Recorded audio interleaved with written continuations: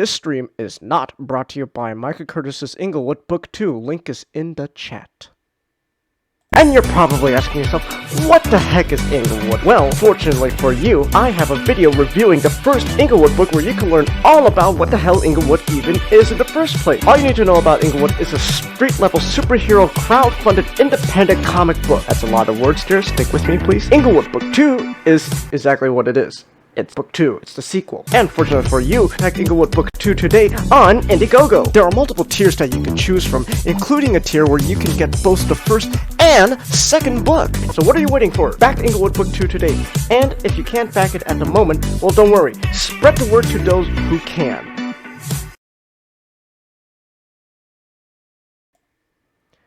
Are you really starting this off with another hot rod joke? People hey, can now I'm reading the people SGD. can now hear you. Boy, I blame SGD. He was the one who posted the comic. Do I have to pull this up? God damn it. Ninjato was the one who brought up Chang's killing Optimus, so I posted the meme. God damn it. Now I have to pull this up so people understand what we're talking about. I don't want to, because it's slander. It's slander. No, it's clear evidence. Evidence? No. I disagree with you, good sir. God damn it, I gotta pull up the meme now so people know what I'm talking about. Okay, here we go. Chelsea, anyone, clip this, and we have evidence. What do you mean, evidence? Evidence? You take that back, kind sir. You call this evidence? No, here. As Chambers and Hot Rod's lawyer, I must say. Oh, you're now his lawyer now, huh? Optimus was too slow on the trigger.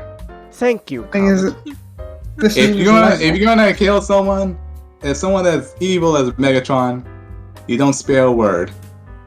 You don't Even though Hot Rod has the gun and Jingus has the shotgun. Slander is spoken and printed libel. For Pete's sakes, let's learn. SGD, I don't need you being a J. Jonah Jameson here, okay? This isn't like Spider-Man.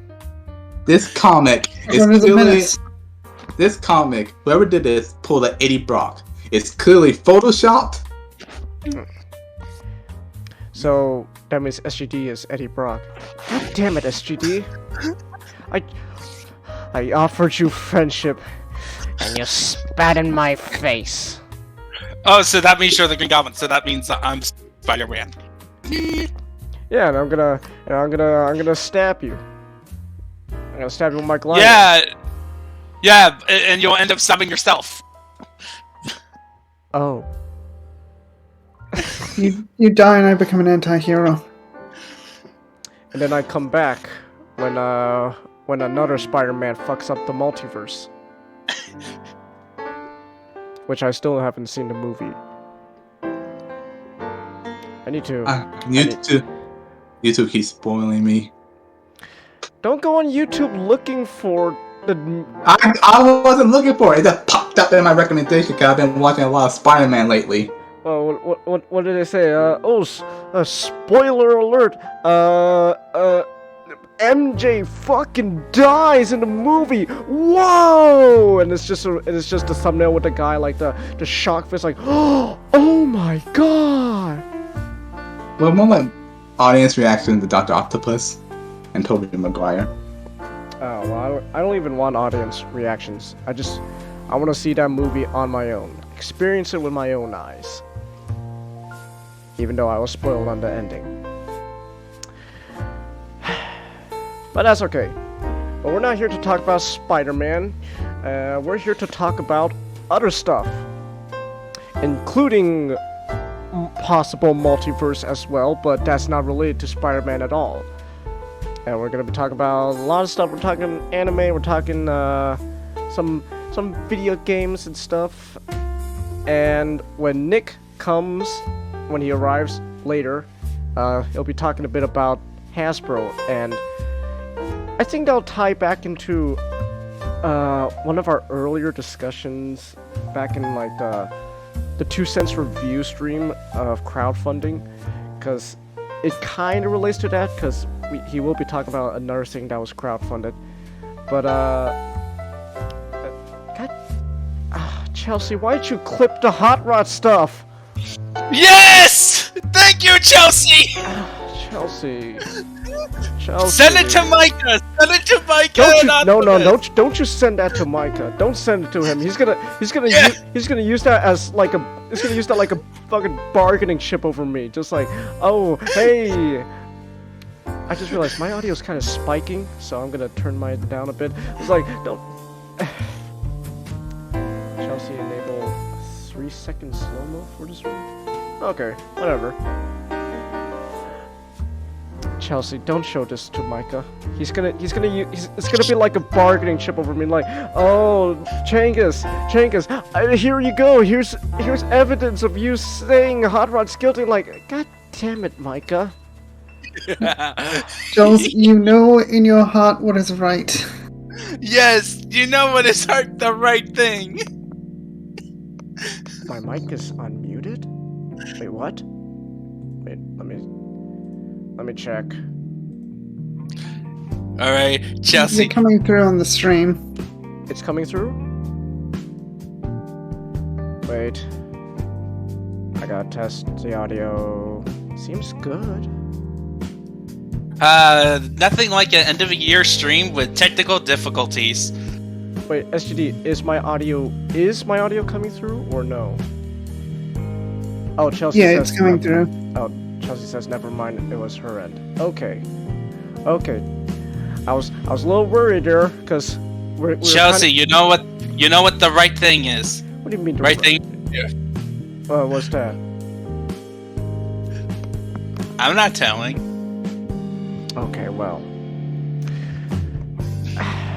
Anyways, let's get on with the show, and then Nick will come later to talk about his topic. So, I'm gonna go first. And you're probably asking yourself, what the heck is Inglewood? Well, fortunately for you, I have a video review. I kept damn it. I forgot to change transitions and I was playing the Inglewood ad again. God damn it. You should still back the campaign, but still. Remember, we're professionals, guys. We're very professional here. We know exactly what we're doing. Okay, so I'm gonna be talking about the Gridman universe. All right. So the Gridman universe right now is the project name of basically everything, including the animes that ties into the current stuff going on surrounding Gridman. Now, if you don't know who Gridman is, there is an anime out there. Well, there's an anime out there known as SSSS Gridman, and that is actually ties into what was it? What, did it come out in the 90s or 80s? Yeah, it's a 90s. A 90s tokusatsu show from Japan called Hyper Agent Gridman, or as it was known here in the West when it was adapted like fucking Power Rangers, Superhuman Cyber Squad. And so Superhuman Cyber Squad. Hero up! Yeah, but I still like the Gridman theme though. Gridman, baby dun dun, baby dun dun, you met hero. Yeah, it's great. Like, yeah, but so Gridman. So for context, Gridman is a tokusatsu show from the 90s that was basically Subaraya at the time were like, okay, we want to make an Ultraman show, but Ultraman's kind of dying in popularity. What do we do? I got it. Well, we'll create essentially an Ultraman show, but rebranded. What are we gonna call it? We'll call it Gridman. Genius. And we'll have Takara make toys for it. Done. Takara, make toys for Gridman. So basically, what they did was essentially the Brave series formula. Yeah, in a sense. Which, by the way, that was also Brave series was also Takara, and also the Gridman stuff. The Gridman's animes actually reference a lot of the Brave stuff. Yeah. So in short, hey, we want to sell more of this product. but no one's interested in our brand. Well, we'll just rebrand it and sell it as something else. Yeah, Genius. people will love it. Genius. Meanwhile, in the West, no one wants to get this brand. Well, don't make anything like it. Throw it away. Reboot. But oh well. So yeah, so Gridman was a tokusatsu show in the 90s, and then fast forward the clock. So sometime during the early 2000s, sometime between 2000 and 2010, Studio Trigger was formed, and then one of the guys there went, "Hey, I want to make an Ultraman anime." So they go to Tsuburaya, and Tsuburaya Productions are the people who essentially own the rights and created Ultraman. And so they're like, "Hey, Tsuburaya, we want to make an Ultraman anime." No. What? No, you're not getting an Ultraman anime. Okay, well, what can we do? What's a property of yours that we can make an anime of? I don't know. Let's see. Go. Hey, Steve. Search through the waste dump here. Yeah. Just let me empty the trash can. Okay. Let's get this banana peel out of the way. Okay. Here's a piece of paper. Here's Gridman. We'll take it. I grew up with Gridman. I'll take Gridman. You sure this is trash? I'll take it. I'll take Gridman. Okay, here you go. Make a Gridman anime. Done. And so I'm assuming the original Gridman show wasn't very successful. I don't know. Maybe it was successful. All I know is that I am being very hyperbolic and joking around. I don't know the exact details of what went on behind the scenes. All I know is Studio Trigger wanted to make an Ultraman anime. Tsuburaya said no. You can have Gridman though. We'll do it. And it just so happens that the director of the Gridman anime is a huge fan of Gridman. So it's like, oh, perfect. This is perfect. I'll take Gridman. And then so the first, proof of concept of a Gridman anime was this short created by the people of Studio Trigger for it was some kind of, I think, convention or celebratory thing for Tsuburaya and stuff. And they made this short film that's just a big celebratory mashup of all of Gridman's best moments from the tokusatsu show animated in classic Studio Trigger style. And then it was called Gridman Boys Invent Hero. And I think it's still on YouTube. I think people actually upload it on YouTube, so you could look up Gridman Boys Invent Hero. That's the first proof of concept essentially of a Gridman anime can work. And it's actually really fun. Yeah, it's like this really short but cool compilation of all of Gridman's best moments from the tokusatsu show, animated. And it was great. And then so fast forward. Let's fast forward the clock again, right? We're past 2010 now. So it's the year trying to remember when it came out. 2018. In 2018, SSSS Gridman came out. It was the first Gridman anime part of this new project of the Gridman universe and all the SSSS stuff. And so it was directed by Akira Amiyama. I think I'm pronouncing his name wrong, but he's a guy who's known for Studio Trigger. Fun fact, Akira, hold on, let me pull up his name real quick. Oh no, I don't want to mess this up. Akira Amamiya. So fun fact about Akira Amamiya, he's also a huge Transformers fan. He's a huge Transformers nut. He's actually the one who's been designing all the Transformers model kits for the Flame Toys stuff. And so what's funny is like there's actually supposedly pictures of his workspace just covered with Transformers toys, and like there's like people say like you can see him like kissing like one of those auto troopers, and that's something from like Transformers Animated. So like this guy is a huge Transformers nut, and what's the craziest part is that being a huge Transformers nut actually shows in the Gridman's animes. It's actually pretty funny and kind of cool. And it also kind of ties back to the whole relationship with Gridman and Takara back then. You know, it's kind of a coincidence that Takara made toys for the Tokusatsu Gridman, and they also made toys for Transformers, which Hasbro imported into the West. So it's kind of... And then they had a hard time selling those toys, so they decided to make the Brave series. Yeah, so it's kind of a maybe you could call it coincidence, maybe it's fate, who knows? But it's kind of a cool thing how Gridman kind of ties back into Transformers. Transformers is behind everything. It was me, Optimus. Yes, I, Shockwave, created the Gridman and property. This was all part of my master plan. For what? I don't know, prove religion is stupid or shit, I don't know. The IDW comics kind of got weird towards the end.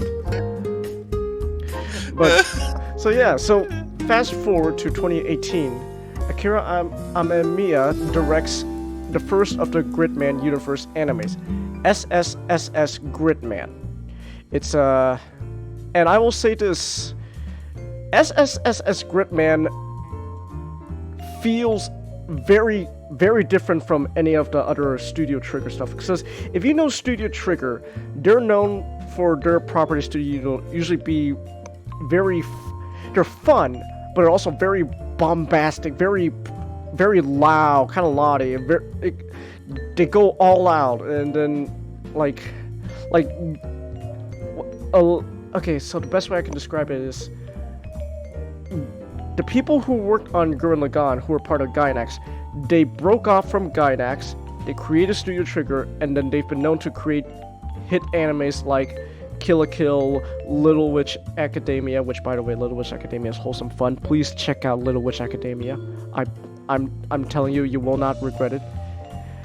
And so they're but like you look at a track record like Gurren Lagann, since Gainax employees formed Trigger, Kill la Kill, even parts of Little Witch Academia, like they're known for this like for their animes to be like very loud, very proud, and then like their most recent movie that came out, Promare, is like just a perfect example of them just going balls to the wall, all out. You know, throw everything onto the screen. People will enjoy the show. It's fun. We're all about having fun and being bombastic. And are you saying that the pacing of those shows is like written by a ADHD person? I don't know. You could say that. I still enjoy those or shows. ADD. I still enjoy no those. ADD. I don't know. We can't take a pace. Look. This is the only time I'm gonna say this for this stream, okay? I still love Gurren Lagann. I don't care what you say about it, and Mike is wrong about Gurren Lagann as well. And also, Kill la Kill is fun as well. Studio Trigger is they're just fun animes. Like, hey, I'm not saying that Kill la Kill isn't good because I'm not interested in it. So. Oh well, you're lost. Kill la Kill is fun aside from the moments between the bad guy girl and her mother. You know what I'm talking about. Yeah, ooh, that's yeah. I also heard some. Let's just say, incest is not Wincest. So I don't want to hear those words every now and again. Yeah. Also, non-consensual spanking. Oh yeah, it's not only is incest not Wincest, but it's also not consensual either. So yeah, the antagonist's mom in Kill la Kill's a kind of a piece of shit. Ew! Yeah. Okay, but Dragagane! No. Don't compare Gridman's antagonist to Rakio. Don't ever do that. She's on a completely different level. She's literally the villain that makes you go, ugh. So she's on embryo level. I refuse to watch Cross Ange, so But you said you would! I never agreed to that. Yes, you did! Chelsea says Little Witch Academia would be good for a watch along. I would love that, Chels. I would gladly watch Little Witch Academia with you and everyone here. It's so much fun. I love that show. It's cute and wholesome. Chelsea says it's bonking time for all of you. It's not supposed to be a bonking moment, Chels. We're talking about the antagonist in Kill la Kill being a real piece of shit human being. We bonk you, Chills, because you like the horny, but we're not liking the dirty stuff going on in Kill la Kill. So it's different. It's different. But anyways, that was a tangent on Kill la Kill. Basically, long story short, Studio Trigger is known for very bombastic works of art. Gridman tones it down like a lot. Like when you start watching the show actually has sort of this tone. It's a very subtle tone that to make the most to make the most like I guess like quote unquote like normie comparison really. The tone starts off feeling very like Evangelion. Yeah, that's what I was gonna compare because that was my thing. It's like because of not so much it's. I noticed this also with Dyna and Xenon is that they tend to be very like that weird slowness that you only really experience with Evangelion because of like there's not a lot of music that goes on to a lot of scenes. There's a lot of moments where at the beginning allows stuff to breathe. There's a lot of breathing moments. Yet the show in there. Yet I will say surprisingly, despite those like very like slow moments and stuff, the show's actually very compressed for what it is. It's not decompressed. Oh yeah, because as soon as the plot kicks in, like the plot kicks in. Yeah, like it's sort of this weird thing where like it's a very subtle tone that really the only thing I could think of to compare to is like watching an episode of Evangelion.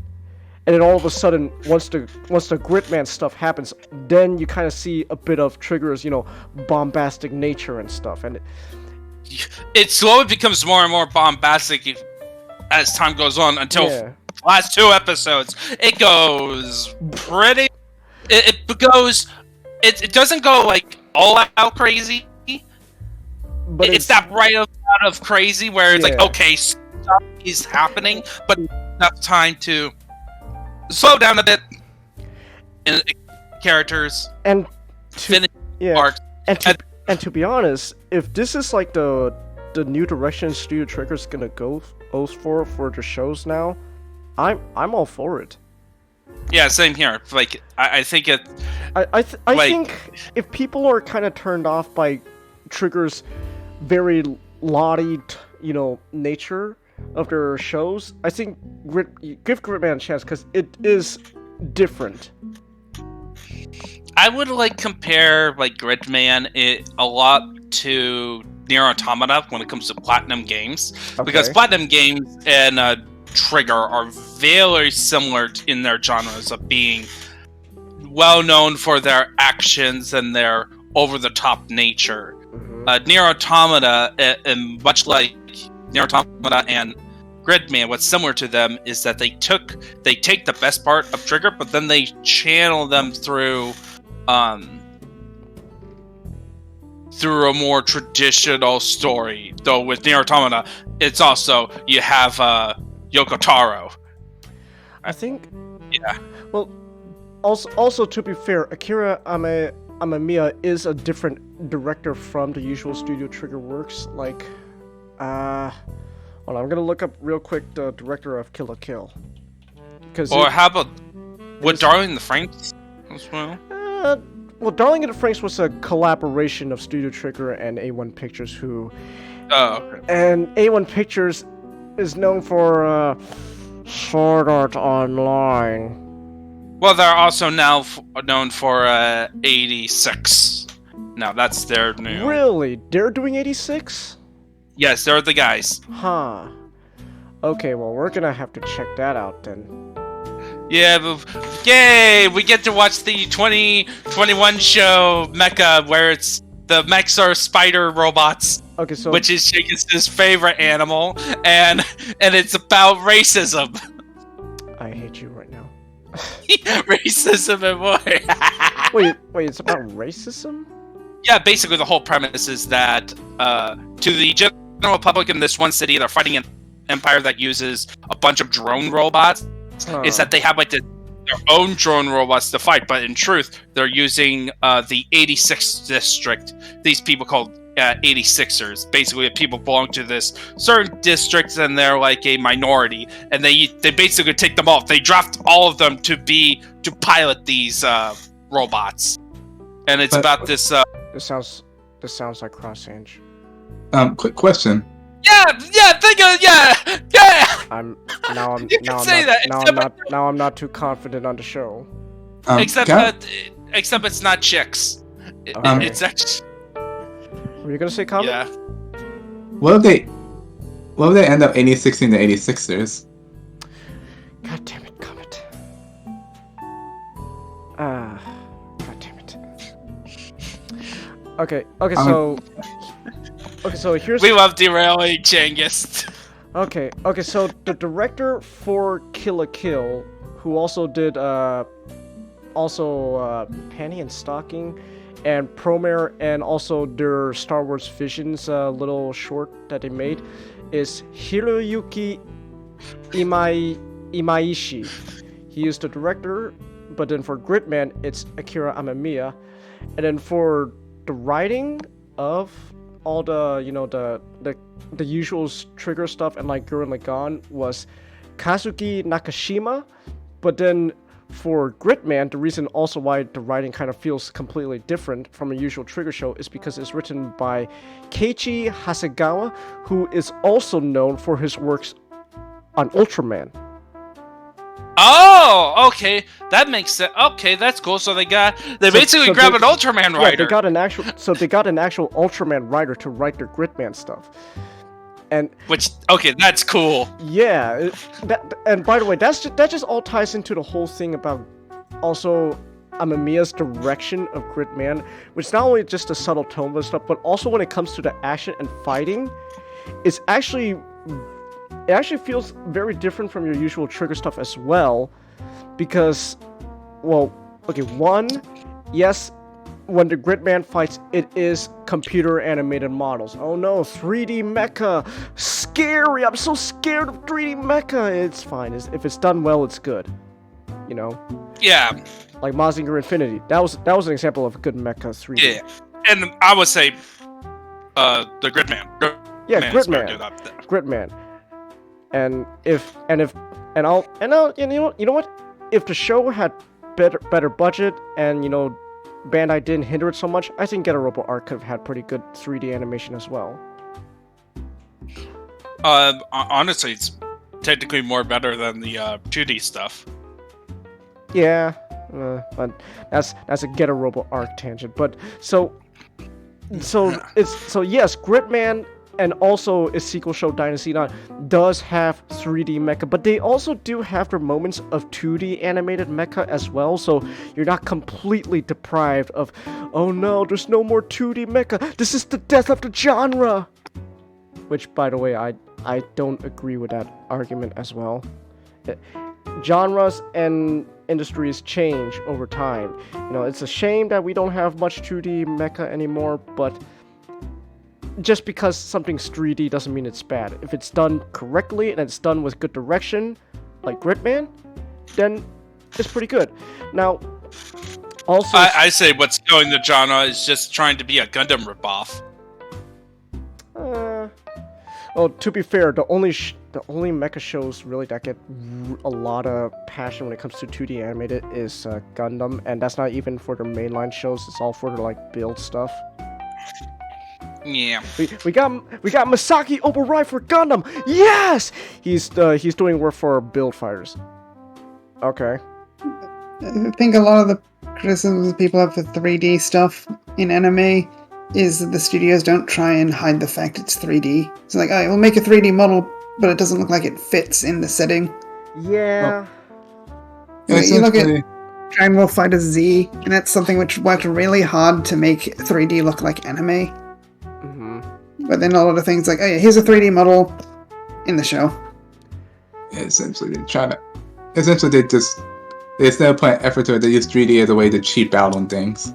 Yeah. 3D is always used to cheap out on things because it allows some more dynamic angles and movement. Well, while cutting the cost. Well, the current. Sorry. So the current industry is all about let's try to make as much shows as possible while also saving as much money as possible. They're gonna try to cut corners wherever they can. It's just you can still cut the corners just as long as you're still making sure your show looks good though.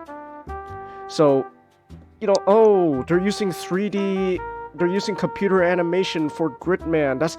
They're cutting corners. Well, yeah, they are cutting corners, but they make up for it for actually trying to make the models blend in as best as possible with the environment while also good direction and stuff.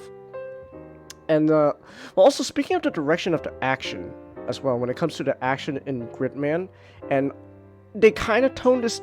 I think they toned this down a bit in Dino Xenon, but it's mostly prevalent in SSSS Gridman. Is the action and the way it's directed is actually supposed to replicate the feeling of a tokusatsu show. So if you're wondering why sometimes the things feel a little slow, why models are kind of moving a little weighty and stuff, is because everything was designed and meant to feel like a tokusatsu show. Like the way Gridman moves, the way the kaiju are designed, and all that, they're supposed to feel like actual people in rubber suits that you can replicate in real life. Now, whether you think that's a good thing or a bad thing, that's a completely different thing. I personally, there's a charm to it. Obviously, like, why there's people are gonna be like, well, you're an animated property. Why are you trying to mimic like real life? And it's like, there is that argument. And to be fair, towards like especially the last episode, they kind of put that mindset aside to do their usual trigger stuff for the finale. Yeah, but that's like a finale. There's a difference, and also it's like the show also has an excuse on how Gridman is not fully powered at the beginning, and True. He gets more powerful as the show goes on, and even like the kaiju are not that strong. They get stronger over time, and but everything is designed and made to feel like you're watching a real actors in rubber suits fighting each other on a set. Again, whether you think that's a good thing for animation or not is a completely different thing. I personally find a charm in that because myself, I'm a huge tokusatsu fan. Like I love my Kamen Rider, I love my Super Sentai, and I like my Ultraman as well. Ultraman Z is probably my favorite Ultraman so far, but I don't want to get too much into State of Ultraman at the moment. Ultraman Trigger sucks. So how about you? What's the premise of the story? Well, I don't want to get too much into the premise because this is mostly my topic's mostly an overview of this property in general. But I mean, the overall premise is if I were to, so basically, a boy named Yuta loses his memories, but he's also somehow connected to this giant named Gridman, who's also connected to this computer in this girl named Rika's shop. And then, there's this whole mystery aspect, going on, like, who am I? Who's Gridman? What's happening? Why can't I remember anything? Who are you? And stuff. Why are there kaiju fighting and stuff? There's a heavy mystery element as well to the show. And you get introduced to the villain, Akane. Shoujo, right? I believe that's her last name. Akane. Hold on. I gotta look this up. Yeah. Who's basically a shut-in? Akane Shinjo. Akane Shinjo, where she's basically a Mary Sue. Okay. No. As in everyone loves her. Well, I don't wanna spoil that part yet, because I think people should experience that twist for themselves. Like that scene in the bus with Rika and Akane, like you were like, holy shit, this is crazy, and like, yeah. No, yeah, okay. So no, I don't want to spoil it. I hate this. Basically, that scene made me hate her even more. Continue the hate train because, oh my goodness. But essentially, this girl who has this ability, with the help of this dude named Alexis, to take a little clay statue of a kaiju and make it grow, and she sends this out to basically eliminate people for overly petty things. Alexis Carib, make my monster grow! Yeah, and Akane. And then Instant reaction! Yeah. Yeah, and so it's like... And also, one of the main gimmicks is that if it kills someone, the city gets reset the day after the battle. And all the people who were killed off in the previous day, history gets rewritten that they died years ago in accidents. It never existed. So that's just like the overall, like, that's like Gridman alone. And then like also there's also a reference to other stuff, like there's the Neon Genesis High School students. Very subtle reference there, Trigger. Very subtle. I applaud you for your subtlety there. Yeah, subtle. Very subtle. What a very subtle reference to Hideaki Anno there, Trigger. But and then also like to go back to Transformers, the show actually has huge references to Transformers, to the very character designs themselves. Yeah, after I watched the whole show last night, Chengus showed me, oh yeah, this character, Yuta is based on Cliff Jumper, and essentially, also the show, the main principle of these character designs apparently is, Shattered Glass versions of these Transformers characters. Yeah, I think they toned that down. I think they toned that down heavily in Dino-Xenon. Then again, I don't remember which characters are based off, what Transformers in that show. But in Gridman, a lot of the character designs are references to Transformers. Again, Akira Amamiya is a huge Transformers nut.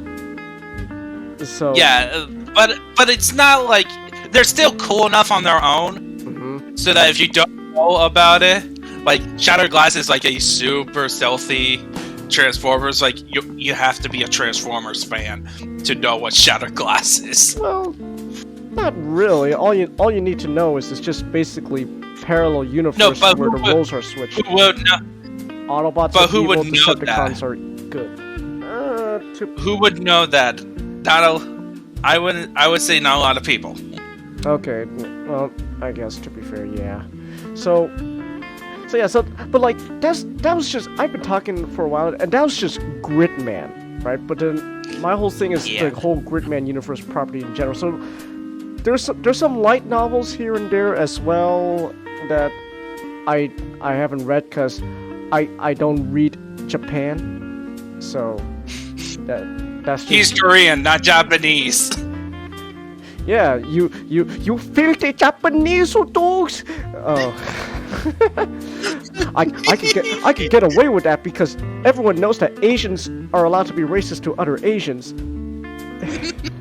But so there's some light novels that also tie into Gridman. There's also for a short time, Gridman property actually was got a little short partnership deal with Takara again, actually, where they did a crossover special, like I think also a light novel and also a really short crossover toy line of Gridman and Diaclone. And if you don't know what Diaclone is basically the toy line that Hasbro imported to become Transformers. So not only has Takara been doing Transformers, but they've also been doing their own Diaclone stuff as well. And Gridman partnered up for a short crossover event with Diaclone. So in a sense, you could say that Gridman crossed over to the closest thing possible to actual Transformers. So you could say that. Because again, Akira Amamiya is a huge Transformers nut. And so that was the thing. And then so fast forward a couple of years too. No, Dynasty Xenon came out this year, right? Yes. Yes, Dynazenon came out this year. So Dynazenon, SSSS Dynazenon, is the sequel to Gridman, but it takes place in a completely separate world from Gridman. Oh yeah, Gridman's also kind of an isekai story, but Yeah. You'll learn more, and also new casts. Yeah, so Dynazenon... Completely new cast. So there's no new old characters returning. All right, let's. None whatsoever. All right, I don't want to spoil the guy who comes back, because when that moment came, I was like, oh, yes, my boy. But other than that, Dynazenon, SSSS Dynazenon is the sequel to SSSS Gridman. It is part of the Gridman universe property, and it's also a similar subtle tone as well it continues like that tone of Gridman, but it's a completely new cast. They it's 100%, and it's 100% mecha. It is 100% mecha, though they kind of but they still have enough there to have sort of that tokusatsu element. Like the kaiju are still designed to look like people in like rubber suits and stuff. They actually did make a real life Dynazenon tokusatsu suit. Let me look that up. Oh, nice. I'm gonna put it in the back. Like, isn't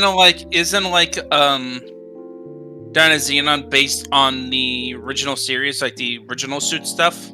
So Dynazenon is based off of this mecha from the original Gridman series called Dyna Dragon, and it's basically a huge reference to Dyna Dragon and like King Gridman, which is their combined form. I'm gonna post this in the back room.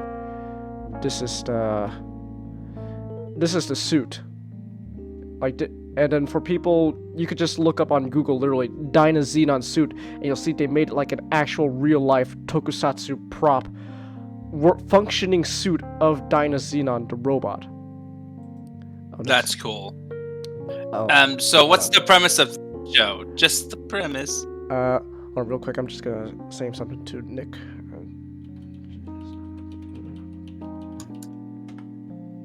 Alright, there we go.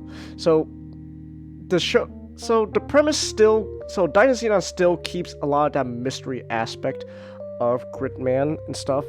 Now basically this guy, this absolute lovable man named Gauma. Gauma! I haven't finished Dynazenon, but he was definitely a highlight. He's like the Chad of the group. He's great. And so there's this mysterious man named Gauma who kind of looks like a walking corpse, but that's leads into a spoiler later on in the anime, which actually also ties Dino Xenon. So there's the spoiler with Gamma that's revealed later on in the show that actually ties back all the way to a specific episode of the original Gridman Tokusatsu show. Oh. There's this very specific episode that it ties back into, and like, wait, you're telling me Galma is that guy from the original Gridman show? Whoa. That's really deep referencing to your own, stuff. So, hopefully it's not the kaiju that if you grab the phone, you get turned into a punk version of yourself. No, it's not that. Good. But like, so I should also say that the Gridman animes are also tie-in sequels to the original Gridman Tokusatsu show. That said, so people say you do need to watch the Gridman Tokusatsu show. I would say you don't have to. Yeah, but like it enhances your experience. Yeah, so for me, my experience, my first exposure to this franchise was actually the first couple episodes of Dino Xenon, and then I watched all of SSS Gridman, and during watching SSS Gridman, I watched the first couple episodes of the Tokusatsu, and I want to finish everything because you can now consider me a Gridman fan. The theme song helps. You know what sucks though? Gridman. So because of these animes, Gridman is now it's like one of Studio Trigger's and Tsuburaya, like one of their most successful properties financially speaking. And yet the only access you have to that I can think of to Gridman is, well, I think there are like Blu-rays and DVDs, but then if you wanna sail the high seas and you don't really want to pay too much money, well, let's just say people have put the full show on YouTube, but those subtitles, Jesus, they are god awful. Oof. So yeah, basically, if you want to watch the original Gridman show, you're probably gonna have to bite the bullet and buy the original like DVD or Blu-ray if that's out. You could the original show. Okay. Yeah, the original show. The original Tokusatsu show. Yeah. Okay. So anyway, we went derailing. What's the premise of Dino Xenon? So we have this Chad named Galma. So there's this guy named this mysterious man named Galma, and through fate he runs into 4 teenagers. Yomoki, Yume. Really? The older? All of them are teenagers? Okay. What's the other guy? Koyomi. No, he's not a teenager. He's a NEET. Yeah. That's. So yeah. Okay. So 3 teenagers and a NEET. And so there's Yomoki, Yume, Chise, and Koyomi. These 3 teenagers and a NEET, through fate and circumstances, get entwined with Gaoma and his whole thing with this group of antagonists known as the Kaiju Eugenicists. And they're called Eugenicists, so you know they're bad. Yeah. And then basically the Kaiju Eugenicists are wreaking havoc with their kaiju by controlling kaijus for reasons that you'll figure out later on. And so to fight them, Gaoma has this robot called Dino Xenon. And the 2 of the teenagers, Yomoki and Yume, and the NEET Koyomi and Gaoma, the 4 of them pilot the robot Dino Xenon. She says sort of a supporting character, but she does have her moments, and she does become important later on in the show. Mm-hmm. Basically she becomes important after a character from Gridman shows up, which I will not say. Oh, nice. Yeah. And Best boy from Gridman. when Best Boy from Gridman shows up. Who's now become best man. He got a glow Yeah. up. Yeah. Yeah, and so these five group of individuals, through fate and circumstance, are now piloting Dynazenon to fight back against the kaiju, while also kind of dealing with their own personal issues. And so another thing, Yeah. and so that's also Yeah, another but- thing about Gridman and Dynazenon is they're very interpersonal shows as well. Very Yeah, like- character driven. So Gridman and they take it through different directions. So Gridman specifically focuses a lot on the antagonist Akane. You know because she's super important to the world of Gridman. Literally super important. And then Yeah, literally. And then meanwhile in Dynazenon, it takes that same like introspective approach to the characters, but for specifically the team, our protagonist, the main cast. yeah, our protagonist, and they kind of go a bit into the antagonist as well. Though I will say they do enough to set them up, but I kind of wish there was a little more, since they. The only development they have is the female character, and not because of the character, more of her body. Okay, but basically, so like, both of these shows are very introspective, you know, and they're very subtle. It's, in a sense, really, again, the closest kind of show I could compare this kind of approach to is Evangelion. So. Yeah, and like, and we're not saying this because of like, because Evangelion is, it's literally the pacing. Like, if you look at the pace, it's not like most other super robot shows, or even like Gundam shows. Like, there's only one show I can think of that matched this form of pacing, which is Evangelion. Now, whether that says a lot more about the show or us is, you know, a different story, since are less experienced, or it's just the fact that Eva is the only one that does this pacing. Unless all the there's other mecha shows that we don't know about. To be fair, though, Evangelion was such a huge influential piece of media, so yeah, like. The thing is that other shows that may have like similar concepts as Evangelion, they don't get the pacing like it, because like the closest thing I can think of is Gunsword, but Gunsword does it like in more of the Western style, like cowboys. I never once thought to compare Gunsword to Evangelion, to be honest. I would say and I was only thinking about it right now because it's the closest thing on top of my head. Because yeah, okay. But so yeah, like, so these animes are very introspective, but at the same time, again, like when the plot demands to be kicked in, it kicks in, and Yep. And most people would say that Dynazenon improves upon Gridman. I will say this. I kind of agree to an extent, but most importantly, I think it's also just because the shows kind of have kind of two different focus. Gridman does an excellent job focusing a lot on its antagonist, and for Dynazenon, it does a fantastic job focusing a lot on their protagonists. Not to say that they completely ignore, you know, both their antagonists and antagonists in their respective shows.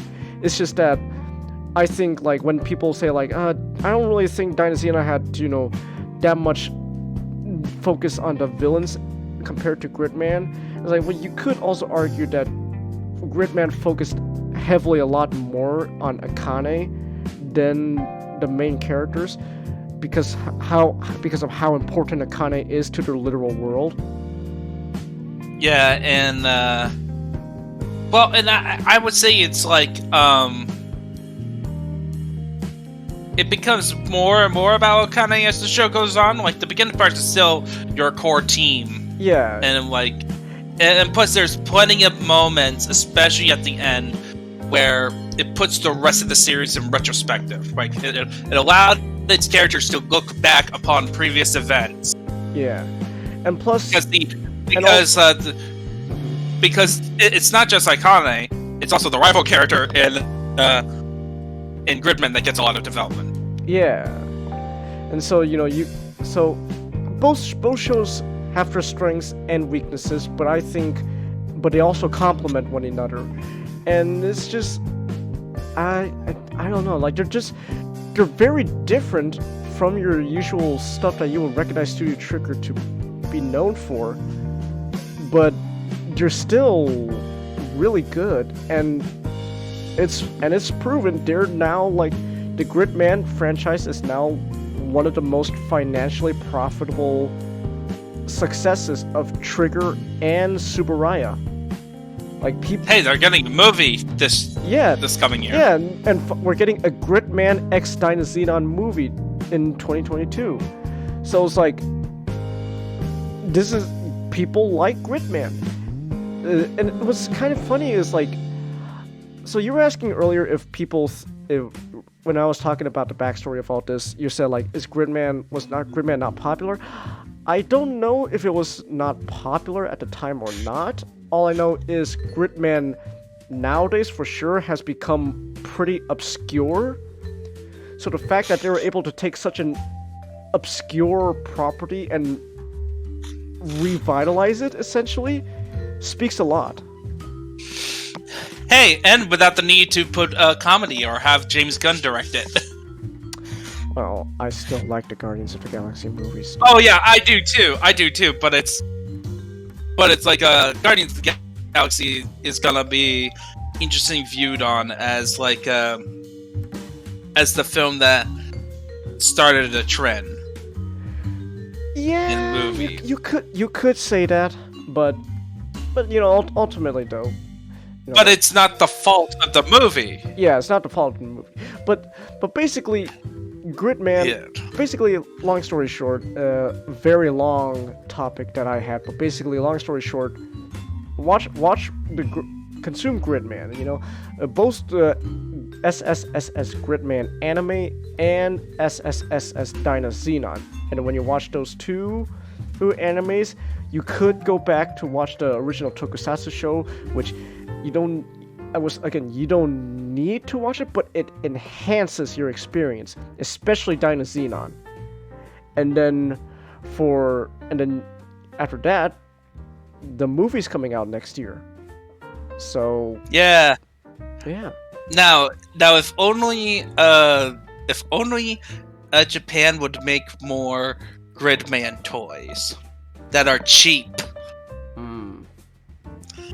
And not cost an arm and a leg. Well, that's just Subaraya.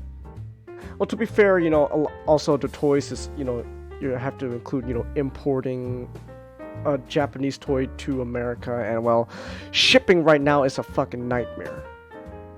I know. So. Yeah. Because I would really like to have a Dynazenon toy. I would too.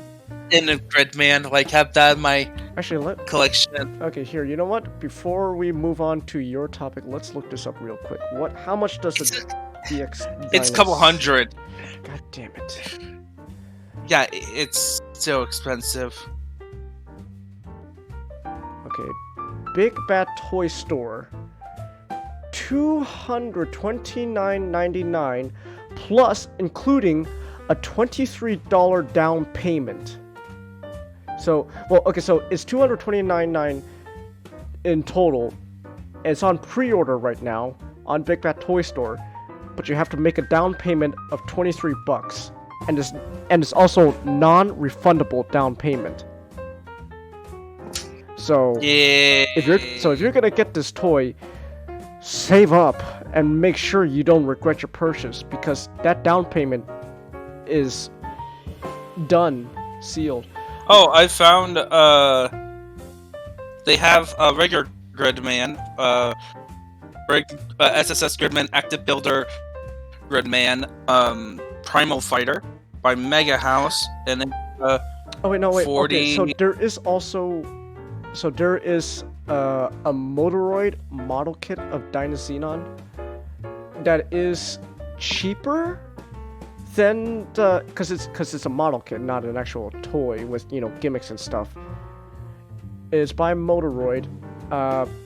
Big Fat Toy Store has it on pre-order right now for $78.99. It's $70 from Japan on PlayAsia. yeah. Here, I'm gonna put the Big Bad Toy Store link in the back room, but Japanese toys, expensive. So Yeah. if I get anything Dynazenon related, it'll probably be that model kit. Same here. I like model kits. I do too. And we lost viewers talking about model kits, but that's What? We lost viewers? Yeah, we lost like 2 viewers. Like, oh, I'm sorry if us talking about model kits bothers you. Well, screw you. Hey, Oh, hey, Nick. Oh, wait, hold on. I gotta get rid of this, then... Alright, I'm connected. Hey. Hey. Hey. Okay. Alright, Good. You someone catch me up? we were just talking about Gridman and we're now moving Dynazenon. We're now moving to Ninjato's topic. So basically, we finished our first topic, so basically Tuesday. Yeah. Okay. Yeah. Yeah, and us, and so tell viewers to come back because we're talking about waifus. Chelsea says Nick is alive. Hi, Nick. Hey. Yeah, we're talking. Chelsea says you can be both Japanese and Korean Chinggis. No, I must keep the bloodline pure. Yeah, well, chances are one side is going to hate you for it, and so is the other side. God, I don't know what's a more horrifying thought. Having to figure out if you have a sister in order to keep the bloodline pure, or worse, going it with the next closest person, which some of us haven't even met, but already don't even like. But I'm not sure what you're referencing. But Nick, wouldn't that make me gay? You'd be Gasian. I'd be Cajun. You'd be doing it with your evil twin. Alright, evil twin. I don't like you, but I need you to go through a sex change surgery so we could keep the bloodline pure. Oh my god. You need to cover your face. Gay men don't like Asian faces for some reason.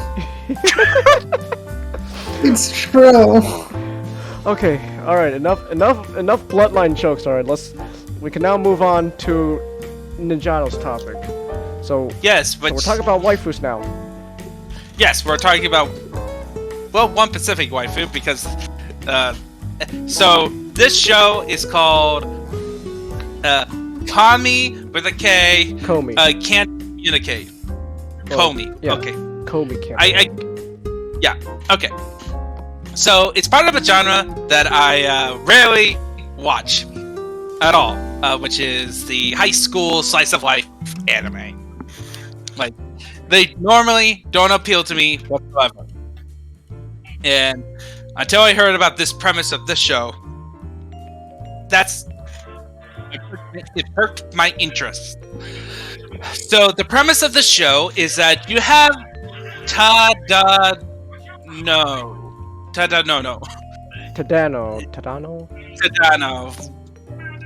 Yeah, so he's a normal dude. He's a normal dude on his first day of high school. He's kind of nervous. He wants to get a good impression on there, and then he bombed his introduction. And he ends up sitting next to the most popular girl in school. Everyone is literally fawning over her because of her cool, icy demeanor with no emotions. And her long, beautiful, silky hair. Like, that's how much this show described. Except, he finds out that she has one problem. she has super social anxiety. That the reason why she looks like that, why she looks so reserved and stuff, is because she's trying to communicate with people, but she can't do it. It's basically a pain and an impossibility, and she is actually very depressed because she wants to talk to people and stuff, but she can't with her condition. So Tadano decides that his goal is to fulfill Komi's wish, which is to get 100 friends. Easier said than done, because this school turns out to be a very special private school that only people with unique and useful skills are allowed in. And what this results in is all the most insane people get in the school. Like, starting with, after Tadano's childhood friend, Najimi. Or, like I call, Total Trap. What is Najimi's gender? Male or female? Najimi. Najimi's gender is Najimi. Yeah, that's the joke. Like, he or she keeps switching genders every 10 seconds. Truly, Just- this manga was ahead of its time. My God, it's one of those gender fluid people. Yes! Oh my god! Yes! We have finally found the gender fluid! I'm scared. Yeah, it is scary! I still can't get over that. I still can't get over that Family Guy joke where they're making fun of like Riverdale. It's like, hey, nice seeing you, Ruth, in these co-ed showers. Yeah, it's a good thing I'm gender fluid. And then Peter comes in, and hey, Dad, what are you doing here? I just came in to drop off some of my gender fluid. And then Stewie later comes in. Hey, who put all their gender fluid all over the floor? Najimi, how come you keep switching genders like every 5 seconds? Oh, it's this thing I'm taking. It's called the gender fluid. Yeah, but so he was selected because he has great he has great people skills and stuff. Despite being a compulsive liar, being like, and is willing to expose all your embarrassing stories, and he's done as a kid. And then you got Asgari, who's like this shy girl, and like you expect that she will work well as being best friends with Komi. She doesn't want to be a friend because she views herself lower than her. So she settled for being her dog. Masochism. Like, literal dog. Masochism. Truly. Not even masochism. Not even that. It's and then you got Yamai. Mhm. She's a yandere. Yeah. That's my. I don't think.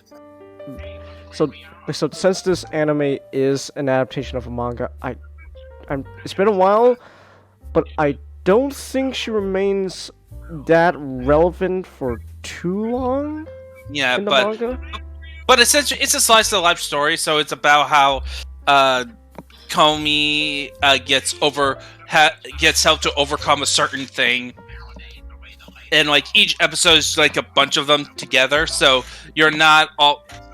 It's not like one thing all the time. It's like multiple things that goes on. Like it could be about Komi and Tadano joining a innocent school game on the table. But what just makes this show entertaining is, of course, the opening. The opening hooks you in. The story about a guy helping a girl overcome her social anxiety to connect with people. It's such a cute story, and of course you have that angle is like, will they, won't they? You got some really good animation though for that opening. Oh, I missed the fucking hot rod jokes! Yes, yes, because Good. we have evidence. Good. We have evidence. Yes, you missed the hot rod jokes. Oh, look at Okay. that. We got one viewer back once we start talking about waifus. Yes, of course. Because why? But anyway, so get back on topic. Just so not only the animation, but also just the bizarreness of it. Because again, this school, when they say the school is full of crazy people, it's not joking. Second episode, like you get introduced to Yamai as like a side character for this one bit, and next to her is this girl wearing armor, like medieval armor on her arms and legs, and they didn't explain it. There's a character that's literally a ninja. Like, they even do a joke where he passes a pencil back to Komi and he throws a shuriken. It's like, stay away from her. Also, the entire class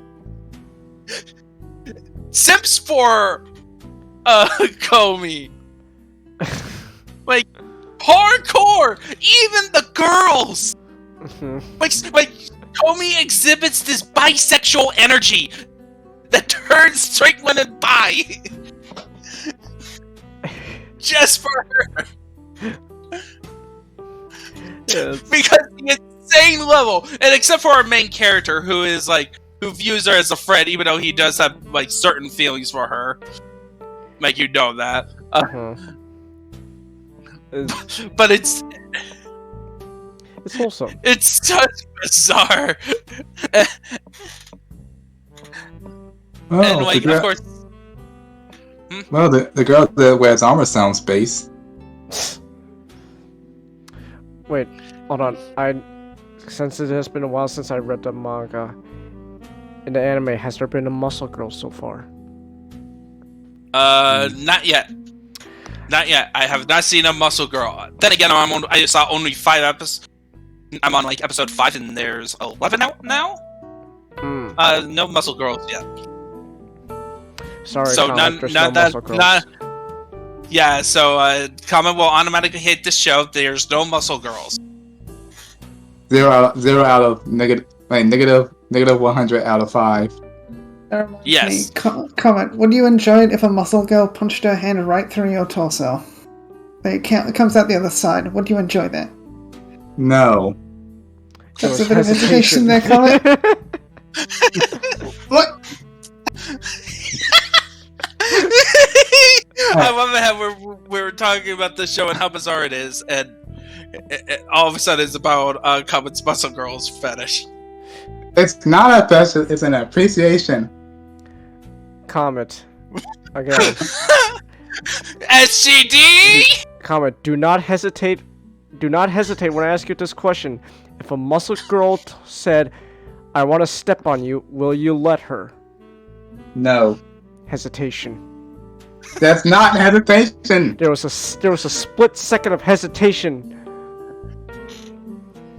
If a muscle girl goes, Comet Senpai, would you lay in the bed with me and have me be your lawfully wedded wife? Would you hesitate? Why did we get one more viewer when we started talking about muscle girls? Oh, Mashik's in the How's chat. of duplicating? The implication. Mashik's in the chat. And by the way, guess what? Comet hesitate. He Mashik, doesn't want to give the answer. Mashik says, so it's a show. No, Mashik says, you so keep you keep talking. Alright, hold on. So Mashik said, so it's a show about masochism, wonder or why Ninjago likes it. God damn it, Mashik. No. Oh, It's so not that- masochism. that's your- Only oh, one that- character. That's your type, eh, Najado? Eh? What? You like masochists? No. Really? Is that so? Then why do you have that picture of Sayaka in that outfit? Exactly. No! Hmm. No! Oh no!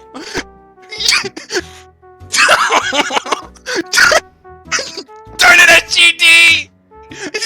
Good job, SGD. I'm so proud of you. I am not. I can't show that on stream though. That's a little risky, but I can pull up the muscle girl stuff. Give me a minute so I can show everyone Comet's taste in woman. You took an actual words that I said and then you put it the Yes. And I am so proud of you, SGD, for that. Where is that meme you made of Comet and the muscle girls? I know It's right above it. I have it saved on my computer though. No, but it's literally right. I know that, but I'm looking through my computer files to pull it up on stream. Okay, can I get back on topic? Like, it's like Okay, here we go. the character, like the show, Komi Can't Communicate is a very well written and a fun show to watch. And it's just animated well. The art style is appealing. Mm-hmm. And that's pretty much all I have to say about it. It's very cute. It is cute. You know what else is cute? Comet thinking that Comet having a muscle girl.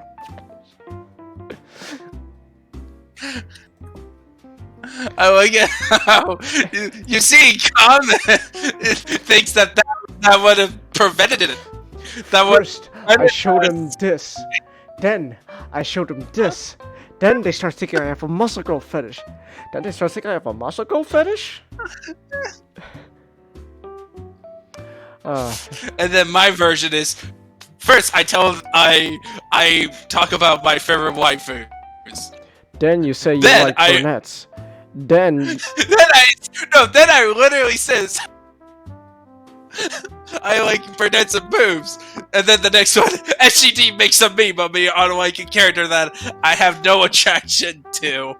Yep, I complain about a ridiculous outfit. alright. Much like you, much like with Jenkins, it's like, first, I defend Hot Rod. Second, I change my avatar to Hot Rod. My friends stopped at me for killing Optimus. I didn't. God damn it. God damn it. Okay. Alright. You got. Alright. Any closing thoughts Yeah, on Komi? Nope. Yeah, that's I said all I need to say. Okay. Oh yeah, just real quick, since I did say this is an anime that's adapted from manga, this manga's been running since 2016, it's still running today, and there's 23 volumes. So, it's a long running There's manga. still a lot of material. Yeah, there's Lots of material. still Over lots of 300 chapters currently. Yeah. Dag nabbit, Chelsea. What did she do? What did Chelsea say? Let's see. Chelsea says Black Comet would like a muscle girl to hug and squeezes you. DM the picture, SGD. Send her the muscle girl picture, SGD. The world... Comet, it's 2021. We're accepting of people's fetishes nowadays, okay?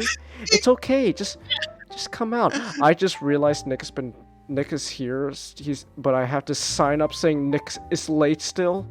I gotta pull that down. I'm sorry, Nick. Nick, are you there? Nick? Nick? Nick! Say Nick! No! Nick is dead! Oh, Back to my mic. we can hear you now. Okay, we can hear you. Alright, we can hear you now. Alright. Alright, for a second, For a second, I thought the Wulgari took you out and took your genetics. Huh. Nah, I'm good. But is SGD here? Yes, he's here. Ah, yes. SGD, make the meme. Meme of what? Oh. That the fact that you still had that I still had the late sign despite the fact that I'm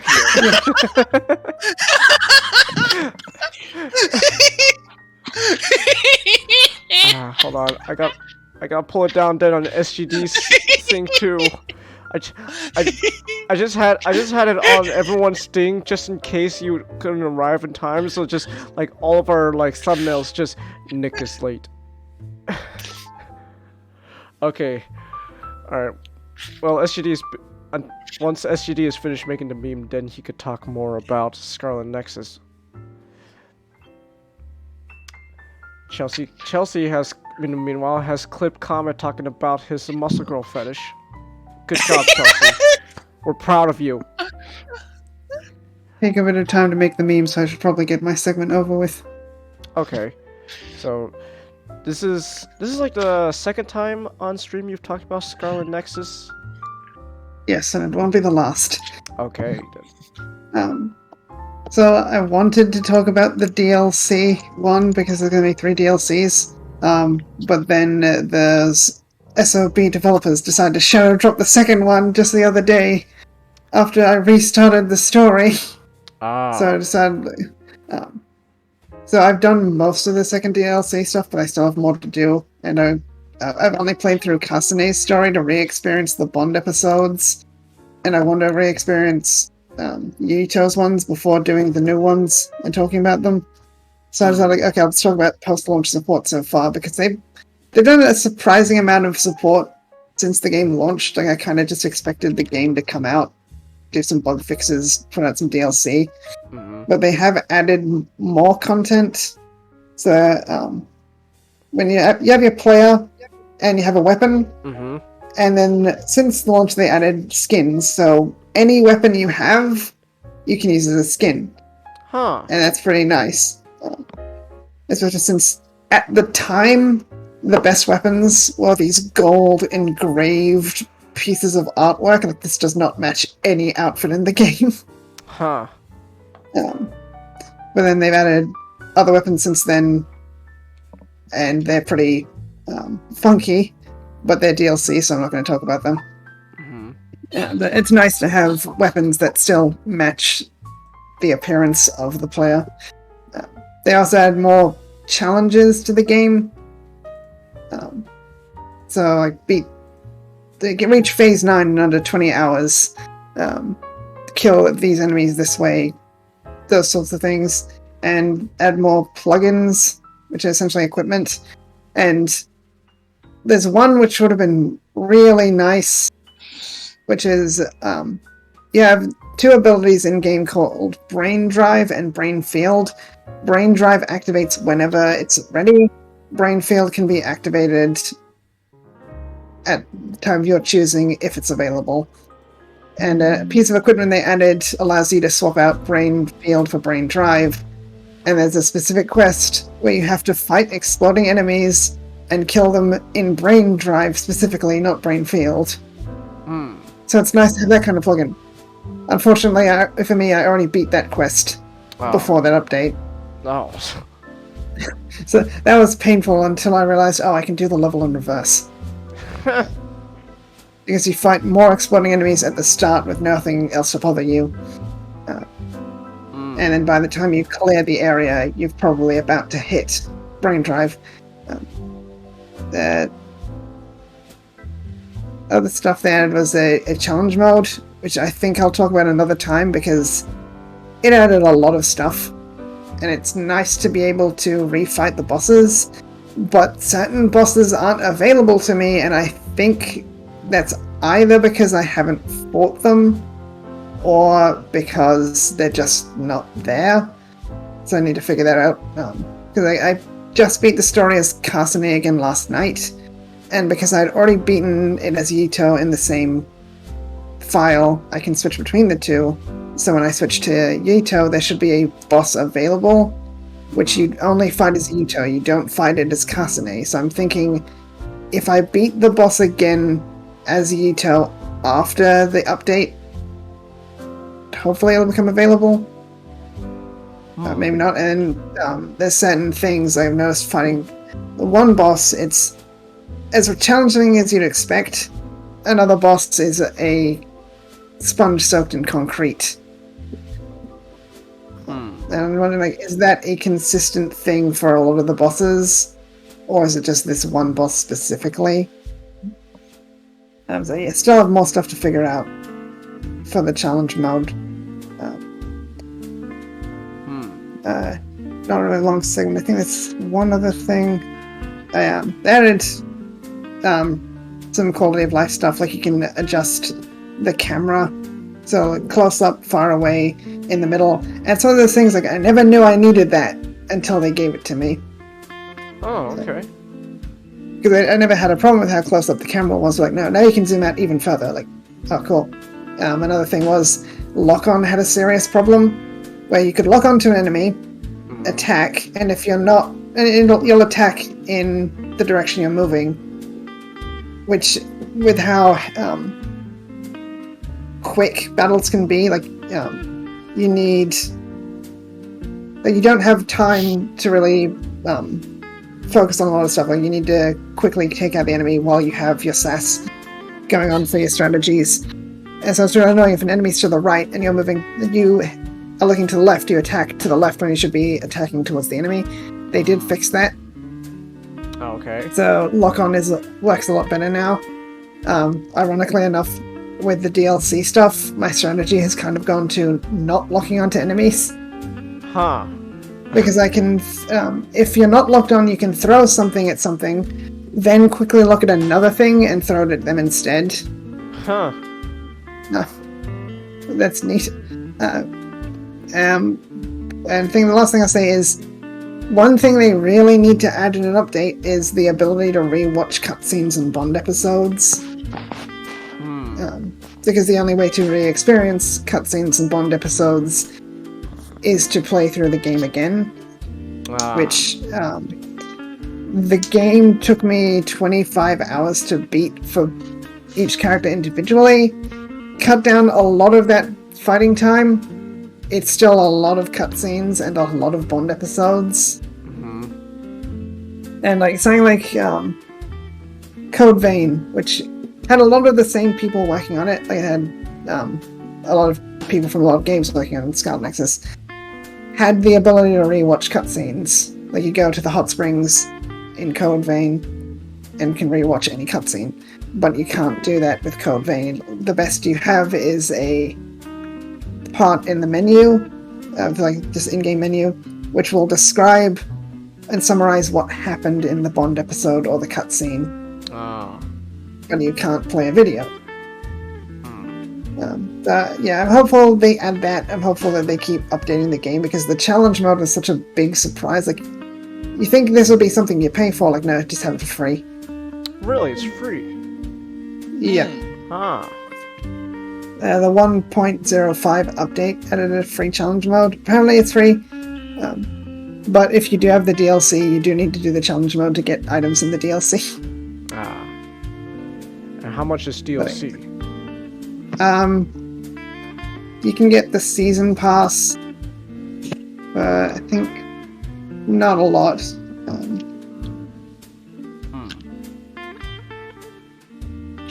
Well, you don't need the DLC to do stuff in the challenge mode. It's just the DLC adds new items, like new presents to give your friends, and to buy those you need gift tickets, or gift tickets and other items like other ecology simulation S, and you can only get those from fighting bosses in the simulations.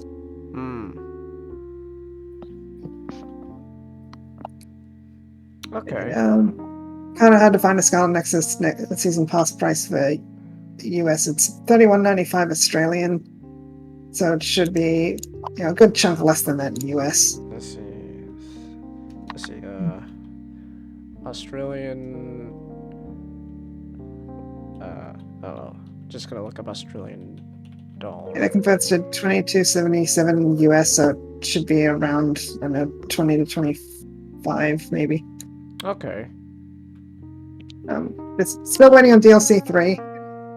So I think depending on how long that'll take, maybe I'll review 1 and 2 together and then do 3 another time.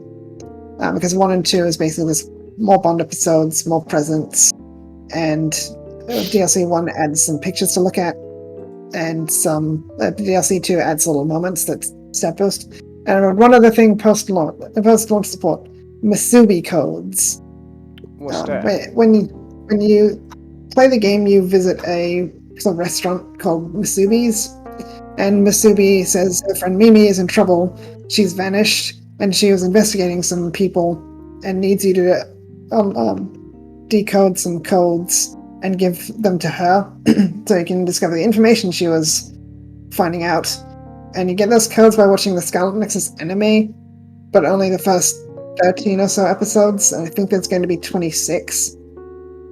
But you can just look them up online, and they unlock items and cosmetics and extra info about the characters.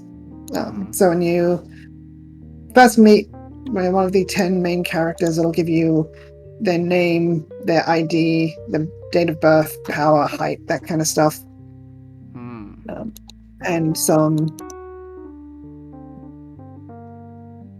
little info about them, like just giving you a general description of who they are.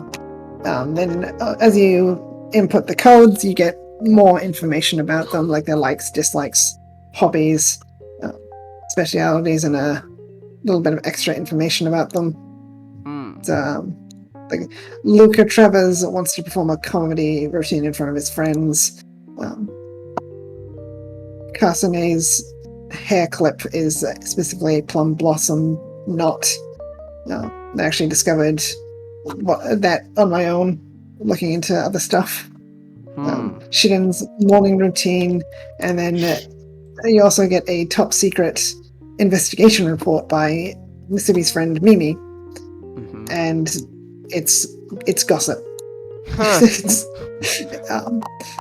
It's just Mimi has been spying on the characters, and she just writes up this stuff about them, like, is Tsugumi sort of bossing around Kagero in private, like,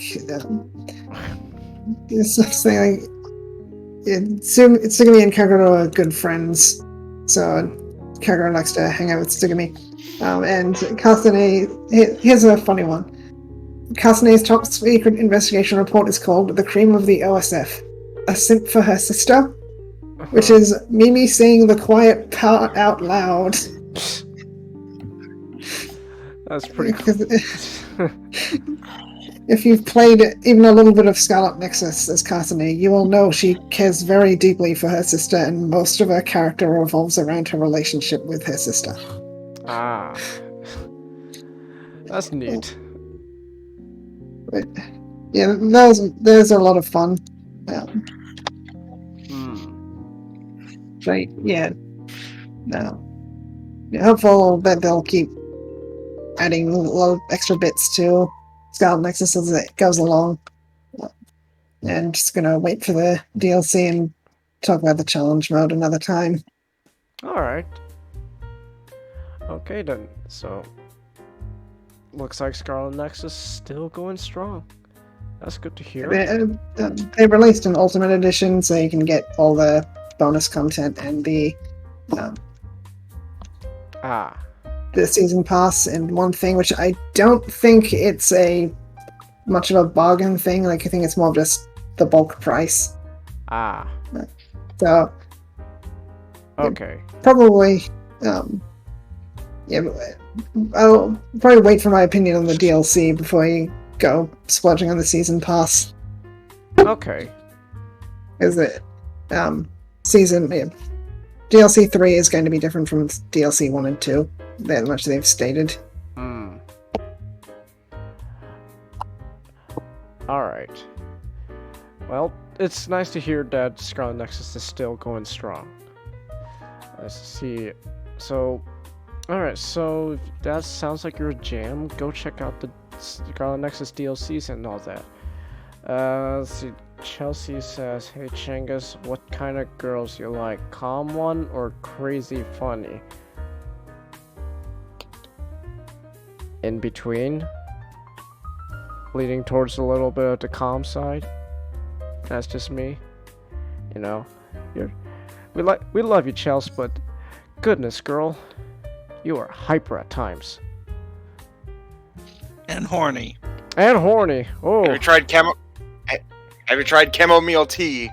Chamomile tea. Calm your nerves, damn it. Damn it, Ray, why aren't you here?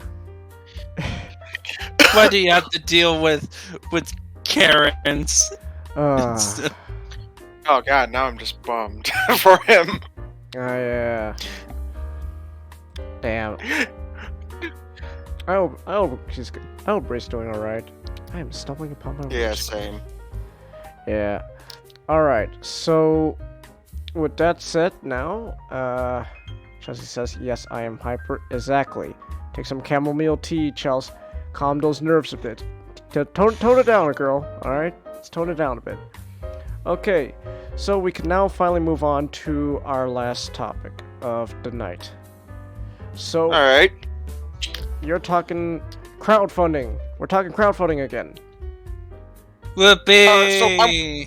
So I want to start this off by explaining what exactly is HasLab doing, because a lot of people tend to be confused on like that, because like, you're Hasbro, Mm-hmm. you have money, you can't like make these products. Mm-hmm. Not really how big that thing is gonna be. So it's in scale with the Black Series. How small? Yeah, like- what's the size of a usual Black Series figure? Like 6 inch. Oh, Jesus. That's a big Rancor then. Yeah, this thing is gonna be huge. Yeah, this thing is gonna be was gonna be huge.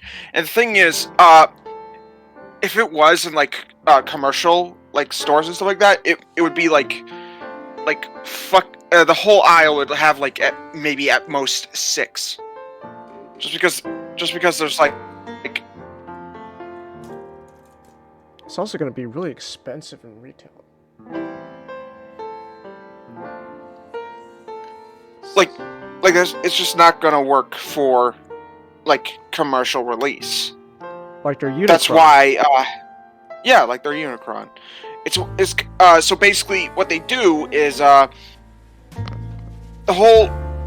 It's not exactly crowdfunding as it is gauging interest.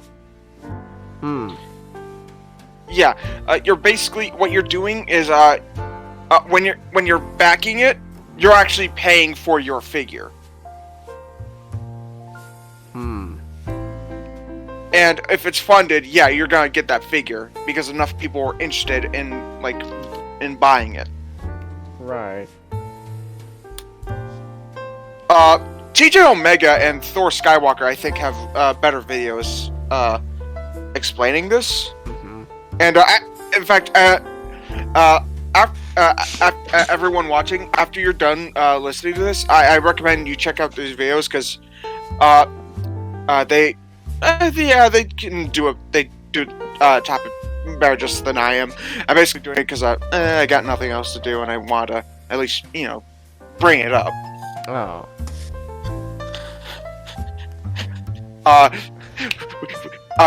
We should do a Spider-Man special for our next one.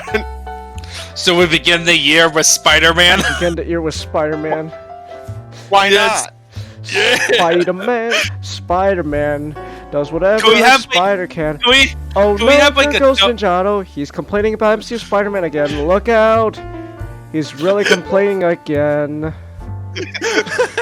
Okay, but back to the topic. So, Oh darn it! I was about to request that like one episode we do a bunch of Spider-Man stuff, but then the next one we talk about our Sinister Six show.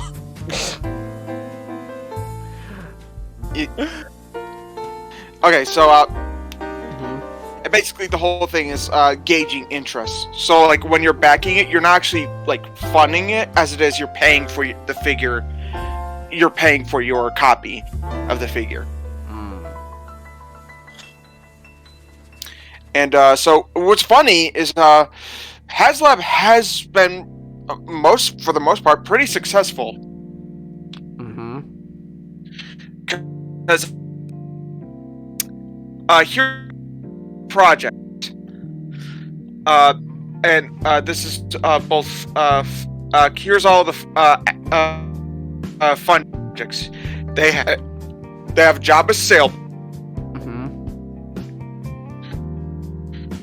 which is their first one. The Razor Crest, which is the main ship. Marvel Legends Sentinel, Unicron, Victory Saber, Galactus, and 2 others I'm gonna bring up. But you also got the Hero Quest game system. And basically, yeah, it's been mostly successful. So, this failing is kind of the Rancor not being funded is basically. And what's funny is it was actually pretty close. It was like just $400 short. Yeah. But it was like just not enough. And and I'm basically discussing like why is that? And one of the biggest reasons I think we should discuss is just no one cares about Star Wars at the moment.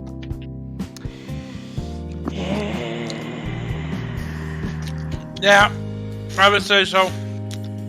Yeah, that's just no one cares about Star Wars. Unless it's something, unless it has to do with the Mandalorian. Yeah.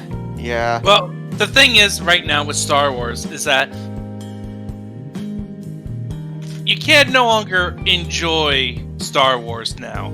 Because, I'm sorry, I think the fandom menace makes it now impossible to just enjoy. Back then, like with the prequel stuff, right? There was still a presence on like selling LucasArts toys. Like it was still enough of a demand, and it was popular enough that even the normies do it. But right now, it's not. Partly because of the sequel trilogy, partly because of fan reactions. I think it's just right now you can no longer just enjoy Star Wars. Yeah, there's that. True. There's also the fact that Phantom Menace has enjoyed a lot of more recent stuff like The Mandalorian and The Bad Batch. I think the issue is like what's there to look forward to in Star Wars anymore. Yeah, we're at the point where back during the 2000s, even still, Star Wars was like something special. Now it isn't. That's depressing. Yeah. And I think that really and like after like the whole everything, like everyone's just kind of burned out. So blame the mouse. Yeah. Thanks, Disney. Like Star Wars used to be like everything that Star Wars put out was good. Like even if it wasn't great, it was still enjoyable. Ninjada, you probably shouldn't have done that laugh because now all I can think about this one Family Guy joke. God damn it. Oh God, this place is horrible. I mean, you can hear the mice humping in the walls.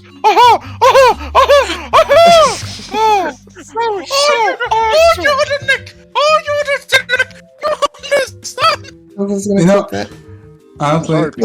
I made fun of Walt Disney being an anti-Semite so much that they took away my body. God! Hey, this is worse than that. Peter, we should have to waste any more pizza. No. Okay, SGD has Those are my life force! Okay, go back to that. Everything Star Wars put out, like, you knew it was going to be good in some form or another, but stuff has become so sparse that stuff which isn't really that good, people are like, well, it's better than nothing. So the fandom's become very demoralized. Well, also, just like the frequent announcement for new projects, followed up by no follow-up, and then we canceled it. Like, that's not helping. Yeah. Matt, isn't Patty Jenkins kind of having trouble with Disney because of, like, creative differences? Is she? Which, oh wow, I've heard something about that. Like, oh wow, Star Wars, Disney, and creative differences. It's like, no project can't have them, apparently. God. Yeah. The last time there was a smooth production was the last night of Last Jedi, apparently. Apparently, and well, look at how that movie turned out. So, basically, it's just, and everyone just kind of doesn't care anymore, and I think that really hurt it. Another thing I wanted to say is, another problem. I actually wrote some of this stuff down. Mm-hmm. If it would load. Is it that the toy is way too big and too expensive? Well, if no, it's not also, that. Ninjaro, if that was the point, Ninjaro, if that was the case, then Unicron would never have been funded. Yeah. Well, you know, Transformers fans. Oh. Well, then you know Star Wars fans. So but here's the thing. One of the biggest problems is Mm-hmm. there were guess how many projects were running like in the past few months. How many? A lot. 3. Well, I know they had to compete against Victory Saber. What else did they? Yeah, they had to compete. What else they had to compete with? They got 4. They had to compete against Victory. Mm-hmm. They actually were competing against the Ghostbusters Proton Pack, the life-size Proton Pack. Oh, especially with how successful Afterlife is. Oof. Yeah. And I'm kind of glad to say this because it's a big W for this franchise in a while. G.I. Joe. Oh yeah, what's the plane called again?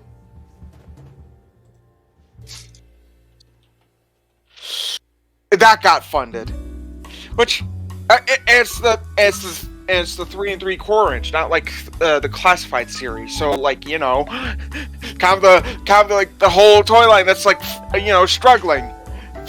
Big W. Yes, the toy lines are struggling, and that that you said it was like earlier this year. Yeah. So yeah, this is a big W for them. Mm-hmm. When people fund a toy plane over the Rancor, then you know something's not going right. Yeah, but and like you had and believe me, it was like as soon as that project went up, all the G.I. Joe fans were like rallying together to make sure this was funded. Yo, Joe! I like to believe that they literally did the battle cry. Yo, Joe! I can imagine it's also joined in the fun.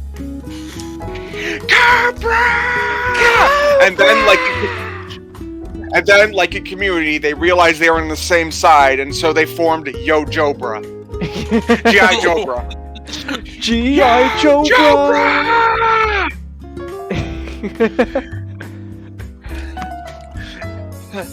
and yeah, they had to. So, big win for G.I. Joe and Ghostbusters, like the fucking Proton Pack.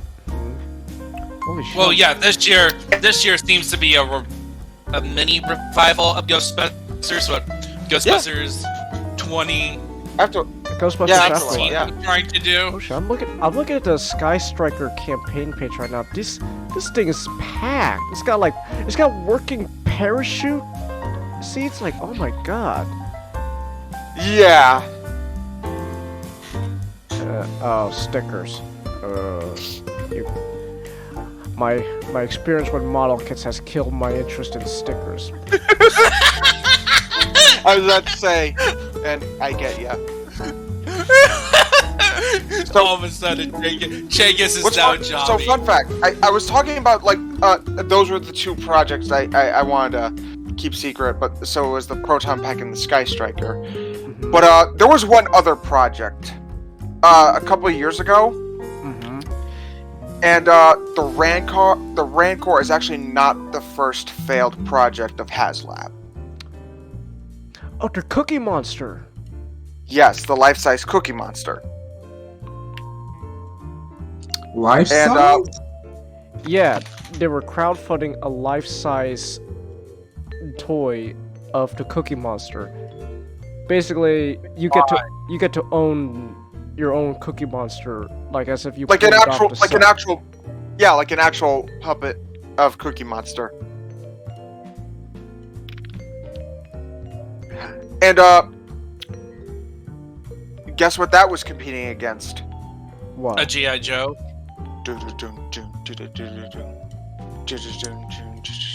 Oh, Terminator. Nope. Unicorn? Yes. Changus, you should have gotten that before comment. I'm just saying. Oh. I Just just say- realized what just- you were humming. Further evidence, people. Further evidence. Further evidence? I'm sorry. How does that further evidence? For a time, I considered sparing your wretched little planet. Little Cybertron. But now, No. you may witness its Risk. dismemberment. No! You done fucked up, Gravitron. Oh, look, I want to reenact the scene really quick. Just because. We interrupt this program with a reenactment. Mhm. Your bargaining posture. Shit, I don't remember. Like, damn it, forget it. Your bargaining posture Now, is back rather to... Your bargaining posture is rather dubious. Very well. I shall Very well. provide you with a new body and new troops to command. And And nothing. nothing You belong to me belongs now. to me now. I belong to nobody. Then Perhaps I misjudged. perhaps I misjudged you. Proceed Proceed. on your to way to oblivion. No! No! I accept your terms! I accept! Excellent. Behold, Galvatron. And these shall These be your Your minions. minions. Scourge the Tracker. And his sweeps. Cyclonus Cyclonus, the Warrior. and his armada. And this These shall be your ship. your ship. Now go. Go. Destroy the Matrix. I will rip open Ultra Magnus And any other his Autobots chest and any other Autobot until the Matrix has been destroyed. To Cybertron! Cybertron! Destroy the Matrix. And scene. But with what on board the Coronation Star Screen. This is bad comedy. Megatron? Is that you? Here's a hint. Will anyone else care to bring up issues? What did he say that guy's name was? Galvatron. Oh, hail Galvatron! Galvatron! Yeah, you're gonna lose if you're competing against Unicron. Yeah, but this is about the Rancor, not Cookie Monster. But like, it's the same thing. Competing projects are kind of like a huge problem with HasLab. Because there's just some projects that not everyone's gonna be interested in, and there's gonna be projects where people are more interested in others than others. Yeah, like Rancors isn't that interesting. Well, It's not that. It's just, well, I'll get to this, but you have to also understand. There's one other thing: price. yeah. Because there are the people who are like, I love G.I. Joe, Star Wars, and Ghostbusters. Oh man, but all of these are like $400 each. Yeah. It's like you're spending there's no way someone's gonna spend like $1,200 just on like toys and stuff. Well, well, not one moment. Yeah, not one moment. You gotta save up, and then you You gotta. really gotta space out your purchases. Yeah. Or, well, come on. Or you're buying a very expensive toy from an all metal parts. Like, you're buying a Genshin figure. Well, those. Well, I mean, to be fair, like, of course it's gonna be expensive. It's got die cast and all that. It's a lost art. It is. I can't wait for next year when we start doing the marathon. Of what? Off topic, but I was planning that every week, one day every week, we would watch 4 shows, kind of like Mecha Mondays. Oh yeah, you mentioned that. Yeah, so I wanted to do Beast Wars, Stormhawks, X-Men Evolution, and I couldn't find a good one that was 52 episodes, so we're doing 26 episodes, and we're starting with Sonic the Hedgehog. It's at AM, and then Mega XL. Nice. Back on topic. So yeah, there's just no way people are gonna, just be able to afford it all. So they had to focus on which two at best that it's.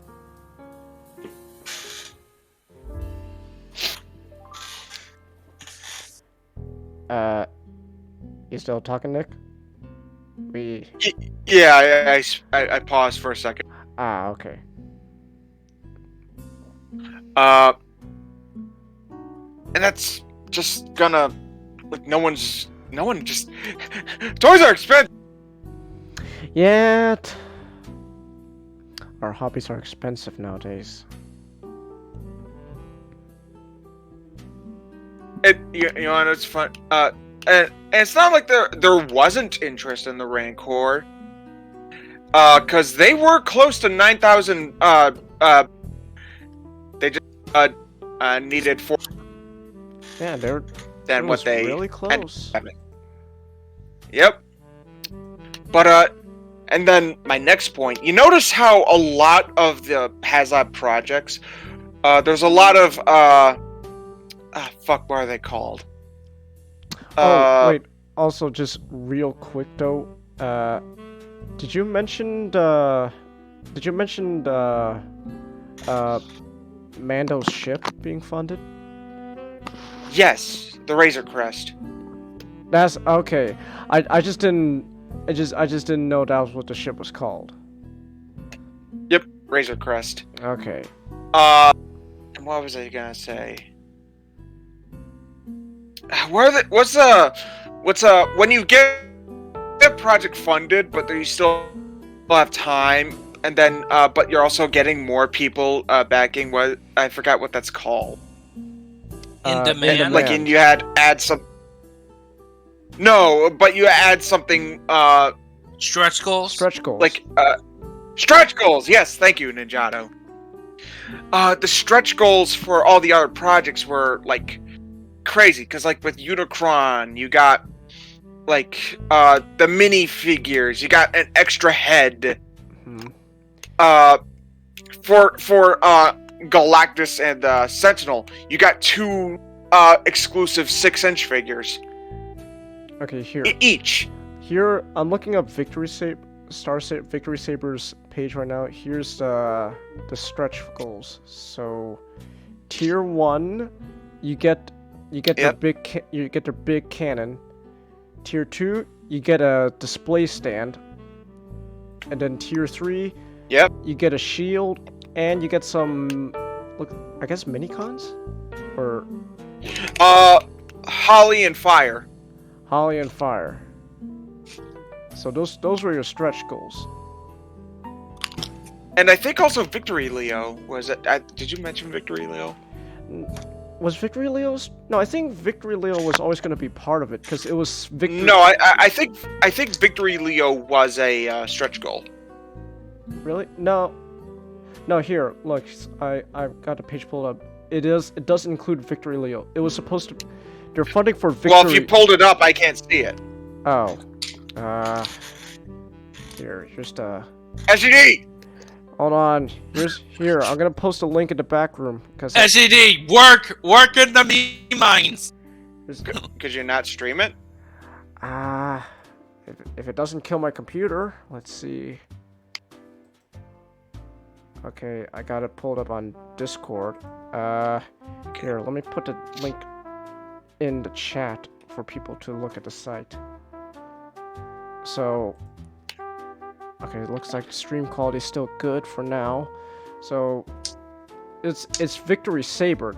It's not just Star Saber. So Okay. Victory Leo was always going to be included. Yeah, see, here's the stretch goals. Okay. You get the cannon, you get display stands, and then you get the shield, and then these 2 guys. Okay. Yeah, so Victory Leo was always going to be part of the thing. Okay. Okay. So with that's Victory Leo. Go to Unicron. Unicron. Let me look that up. HasLab Unicron. Okay, oh yeah, that was part of War for Cybertron line. Whatever. Okay, let me grab this link and put it in the chat. Here's Unicron's page. So, War for Cybertron, Unicron. Oh yeah, you got a digital comic along with it. Yep. Okay, so you get these are the accessories, and then stages. These are stages of development. I don't think they have. Wait, where are the stretch goals? Unless these were the stretch goals. This is Unicron's page. Is it?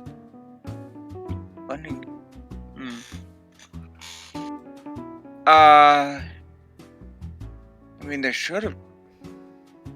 I guess. Are you sure this is maybe there's a separate page? Because I know there's the let me see. page, but there's also like for like. Wait, I was just gonna. No, this is the same page. Okay.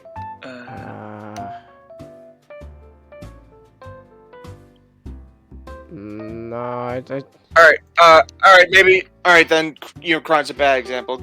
Still go to HasLab. Alright, we're... Damn it. Okay, HasLab. Alright, what's a stretch goal we're looking for? Check out the. Let's show Galactus. Galactus? Okay. Okay, here's... Galactus. Let me put this link in the chat. Here's the link to Galactus's page in the chat. Okay, Marvel Legends Galactus. Okay, so stretch goals. So tier 1 stretch goal for Galactus. 16,000 backers, you get Nova. Tier 2, you get Silver Surfer. Tier 3, you get Morg, which I guess is that guy. And then tier 4, Head of Doom. The Head of Doom. Huh. Actually, that's a really good looking figure. Oh yeah. Oh, and he also gets some digital comics to some old Marvel comics. Yep. So that's Galactus stretch goals. Okay. San, okay, now go check out the Rancors stretch goals. Let's look at the Rancor stretch goals. Alright, so let me put the Rancors page in the chat. Here's the Rancors page in the chat. Okay, so the Rancors... Hold on, before you do that, I can't believe I didn't do this yet. Uh-huh. Well, Mr. Greenberg, if you're going to raid us, you must first audit us. You must first face the Rancor. I didn't know Greenberg was a Jedi's name. That's successful. Didn't know Greenberg was a Jedi. Okay, so for the Rancor... Alright.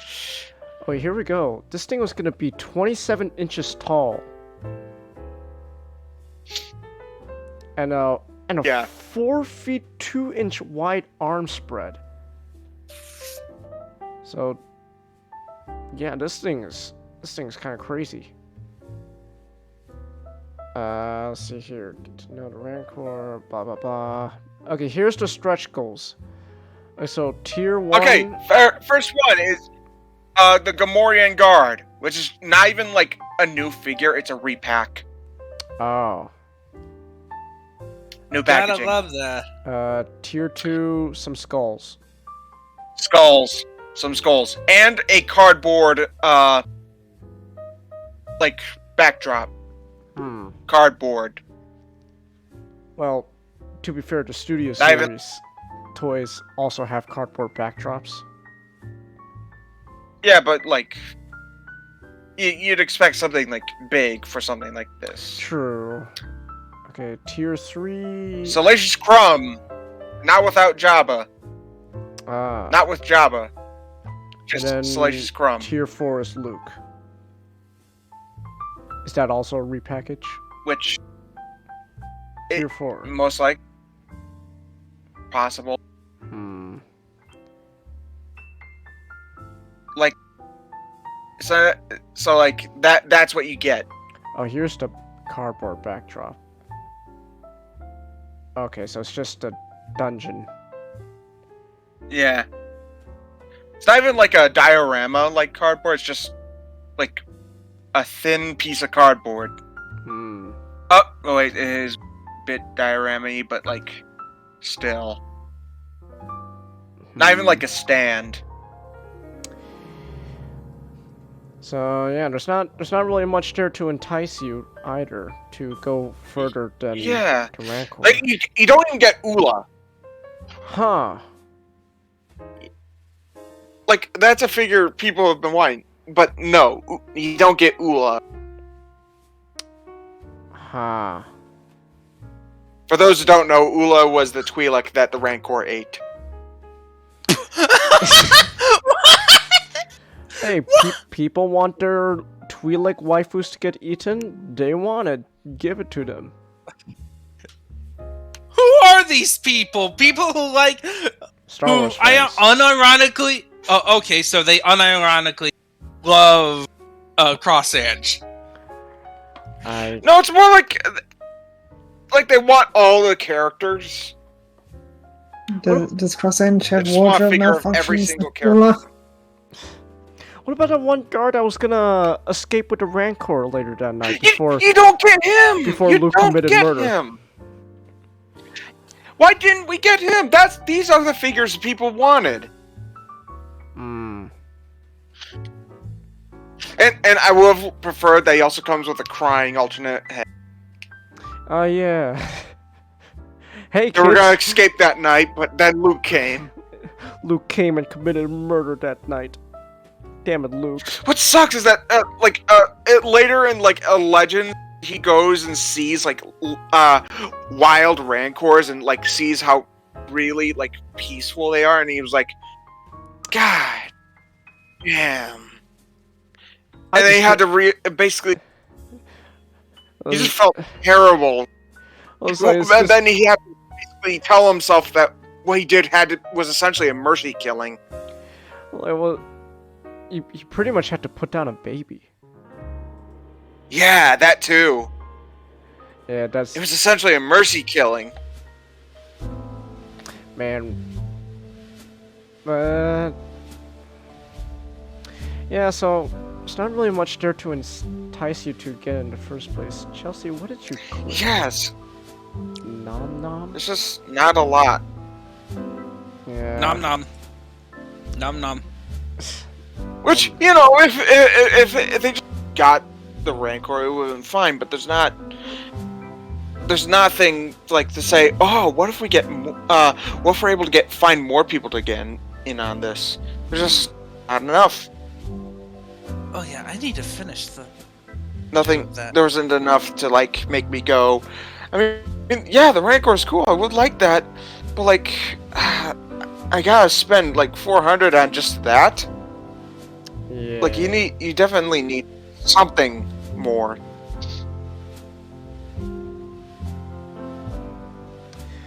There's just not enough. Yeah, that's a shame.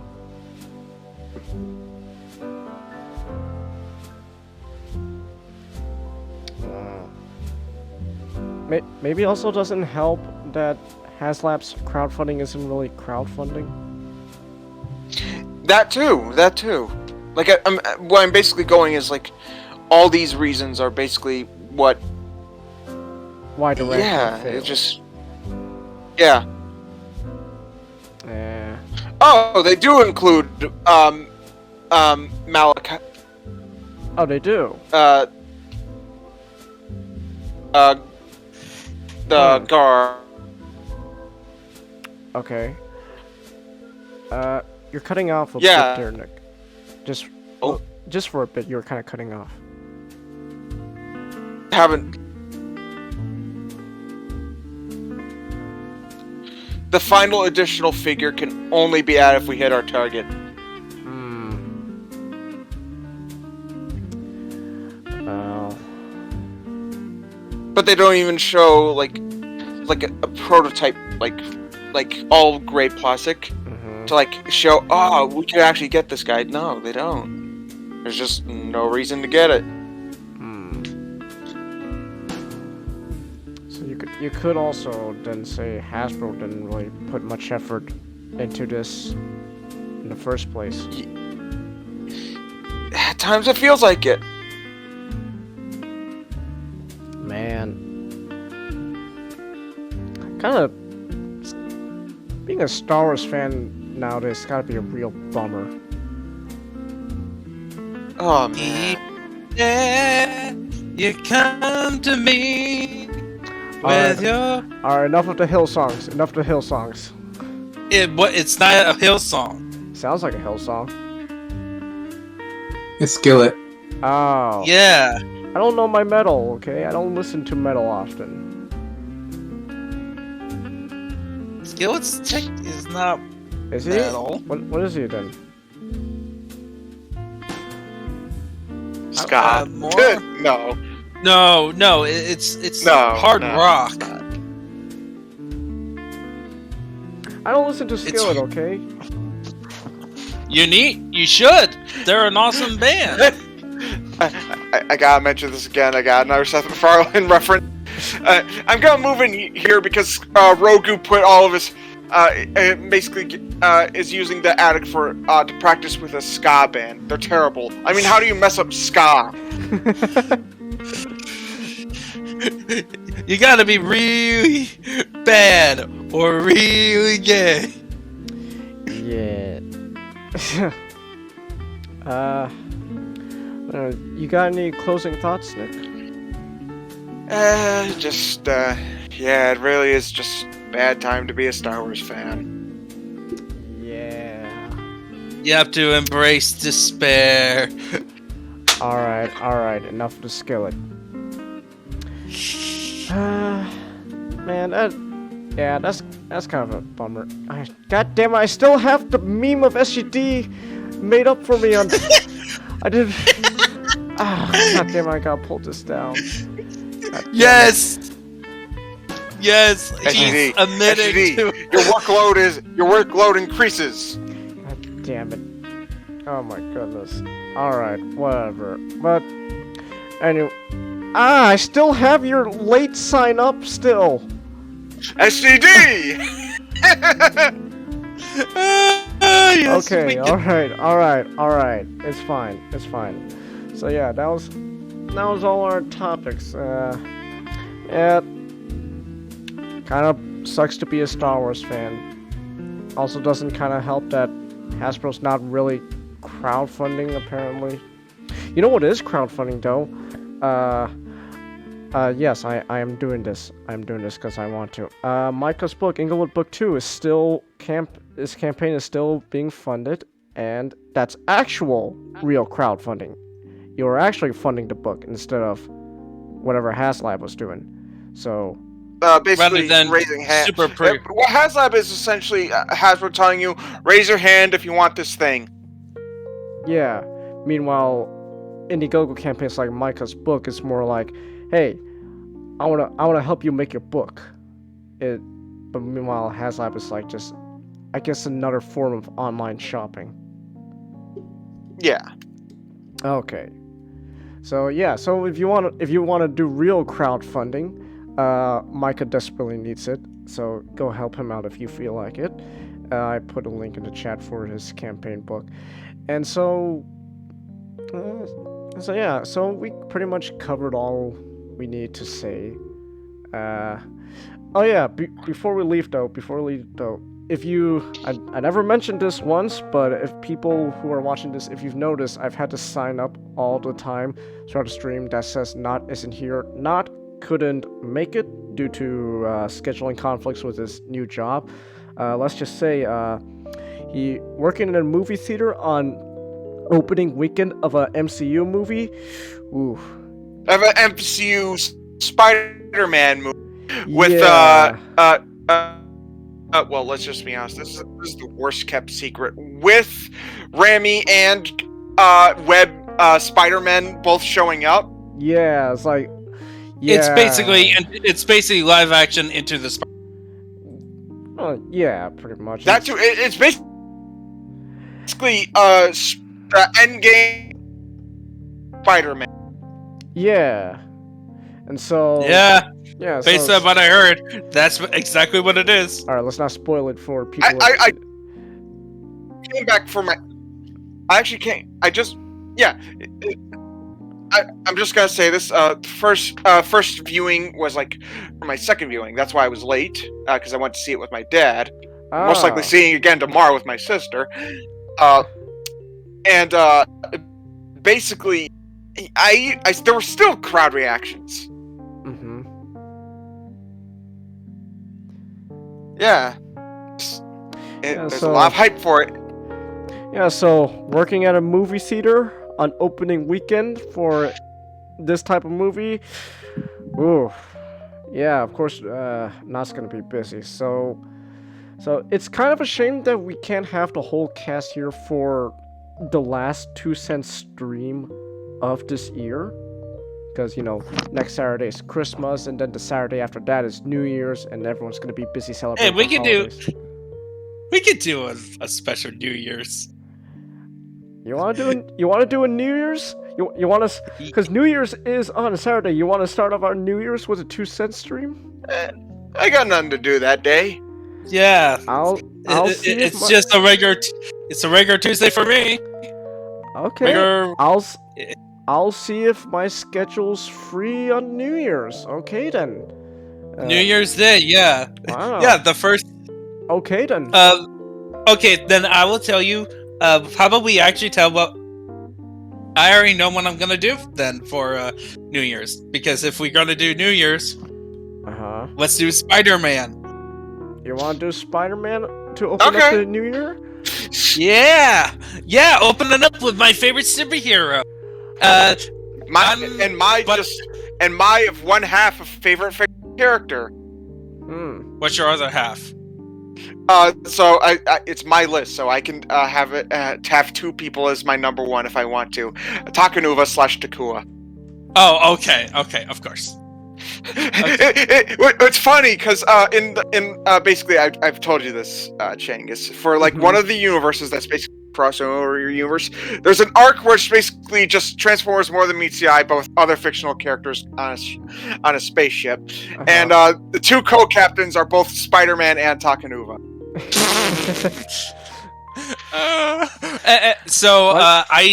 I think for me, I'm gonna cover. It's gonna either be. It's definitely gonna be Spider-Man, Marvel Spider-Man. I'm not sure if I'm just gonna cover Miles Morales, the whole game, cover both everything Marvel Spider-Man. I thought of something weird. What if it's not just like a where we share a topic, but we have a list of topics that are all Spider-Man related, and we just go just talk about them. Just because I'm pretty sure at this point we at least know of all of them. Okay. In that case, I'll cover Into the Spider-Verse. Yeah! Yeah, you in quotations, you'll cover. It's mostly everyone just talking about it. Oh, true. Yeah. So, it's gonna be. You better set it up at 6 o'clock because we'll be talking. This thing, I bet it's gonna top the Transformers stream. It's gonna be like the longest stream because if that's the case, I gotta set it up like either 6 Eastern or sometime like earlier than that. Like we talk an hour each topic. Yeah, that's gonna be us because come on, be fun. it's Spider. If there's 6 of us, then that means like we gotta start like. Oh my God! If there's 6 of us, I know what we should all. What? Sinister Six. Huh. Yes. I call Green Goblin. You call Green Goblin. All right. I'll be Electro, and my introduction is Itsy Bitsy Spider. Oh my God. I will also be Itsy Bitsy Spider. Yeah, by the way, Changus. I think it's okay. If that's the case, then this is gonna be less of a 2 cent stream or more. We'll just call it 2 cents, but then instead of going through different 2 topics, cents. We're just talking about why we love Spider-Man. we just keep talking for hours about Spider-Man. No, it's called the 2 cents. What? Sinister Sense. Sinister Sense. Yes. Oh my the Sinister God. Sense. The Spider-Man Spectacular. I want there to be art of an avatar. Mysterio's an option. I looked him up. Is he a Sinister Six? I'm taking Mysterio.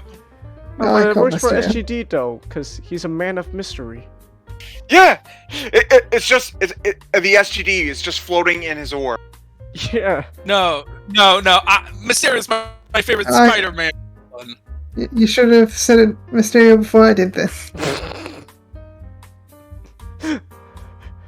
He calls dibs, Ninjato. He called dibs on Mysterio. Yeah, it's just that's not gonna be a 2 cent stream. That's just gonna be okay. It's just gonna be okay. We start the stream. All right. We don't even, first hour is just SGD versus Ninjato on who gets to be Mysterio. We don't even have topics. No one chooses topics. We just keep talking about Spider-Man as long as we can. All right. Okay, let's do it. That's good. Okay. I like it. Okay, fine. I'll see if my schedule's free. I want someone to make art where it's basically the Ramy Green Goblin, except the helmet is elongated and has no eyes. That's all you need. So No. Be, You just give Green Goblin a Santa hat. Can it be any member of the Sinister Six? Yes. Sure. Okay. Any member who is part Really, of it the just Sinister needs to be a Six. Spider-Man villain. Yeah, because basically almost Like there is very few, but I Quick can't think of question. a Spider-Man villain who has not been part of a Sinister Six. Okay, then quick question. I call Okay. Iron Spider. Okay. Iron Spider's not a villain. Oh. Iron yeah. Spider's the suit Peter uses. Are you talking about Iron Patriot? Oh wait a sec, never mind. But I'm Norman Osborn. Wait, quick question. Uh, Has Hobgoblin ever been part of... Yes. Okay, then I get to pick the fat Asian Hobgoblin. Yeah, changes. All you need is just a picture of the Hobgoblin and put a rice hat on him. Wait.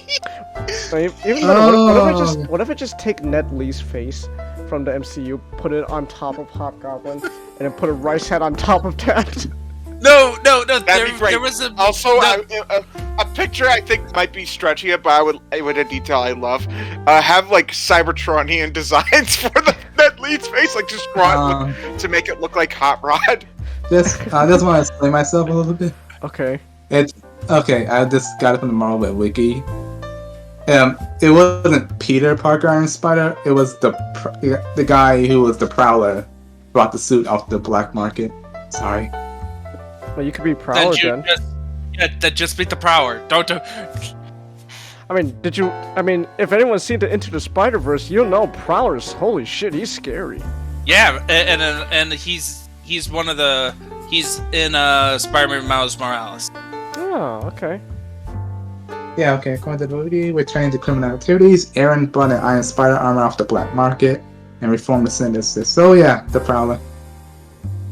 Yeah, the Prowler is cool. Oh, You could just be the Prowler from Into the Spider-Verse. Yeah, look at us. We're just now talking for how long now about Spider-Man. also I didn't Yeah, know the. because Spider-Man is awesome. He's like the honest. He's the best superhero. Also, the Spot was part of the Sinister Six. Also, Huh. Yeah. Any Spider-Man villain essentially became part of a Sinister Six. Personally, I would prefer we do like more traditional villains, but hey, whatever. Well, it gets more blurry as like the Not Because- can be not Doc Ock. not Doc Ock, and he's superior. Spider, he's the superior I'll octopus. just make a PNG of Char Aznable's face on top of on top of Otto. you know. No. You put him on top of Superior Ock. Hey Superhero. guys, you know that Sinister Six show you were talking about? Yeah. I had made there be a joke somewhere there that everybody they're like, welcome to the Sinister Six. You should be proud to be a member. Wait, wasn't everybody a member of the Sinister Six at one point? Well, No. I thought that'd be a good joke. I don't think so. Well, the problem is, at some point, the show starts with everyone, with the Sinister Six actually forming. Oh, okay, I'm sorry.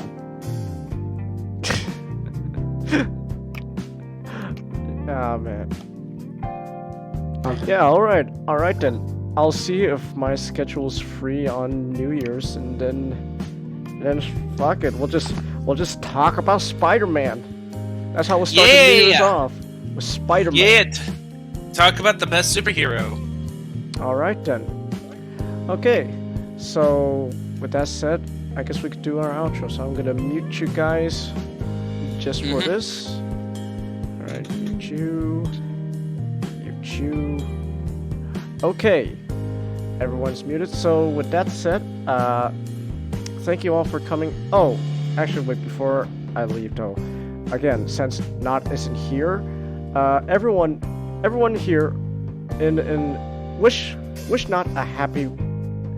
I'm stumbling upon my words. Everyone who's here, wish Not a Merry Christmas and a Happy New Year. Cause why not?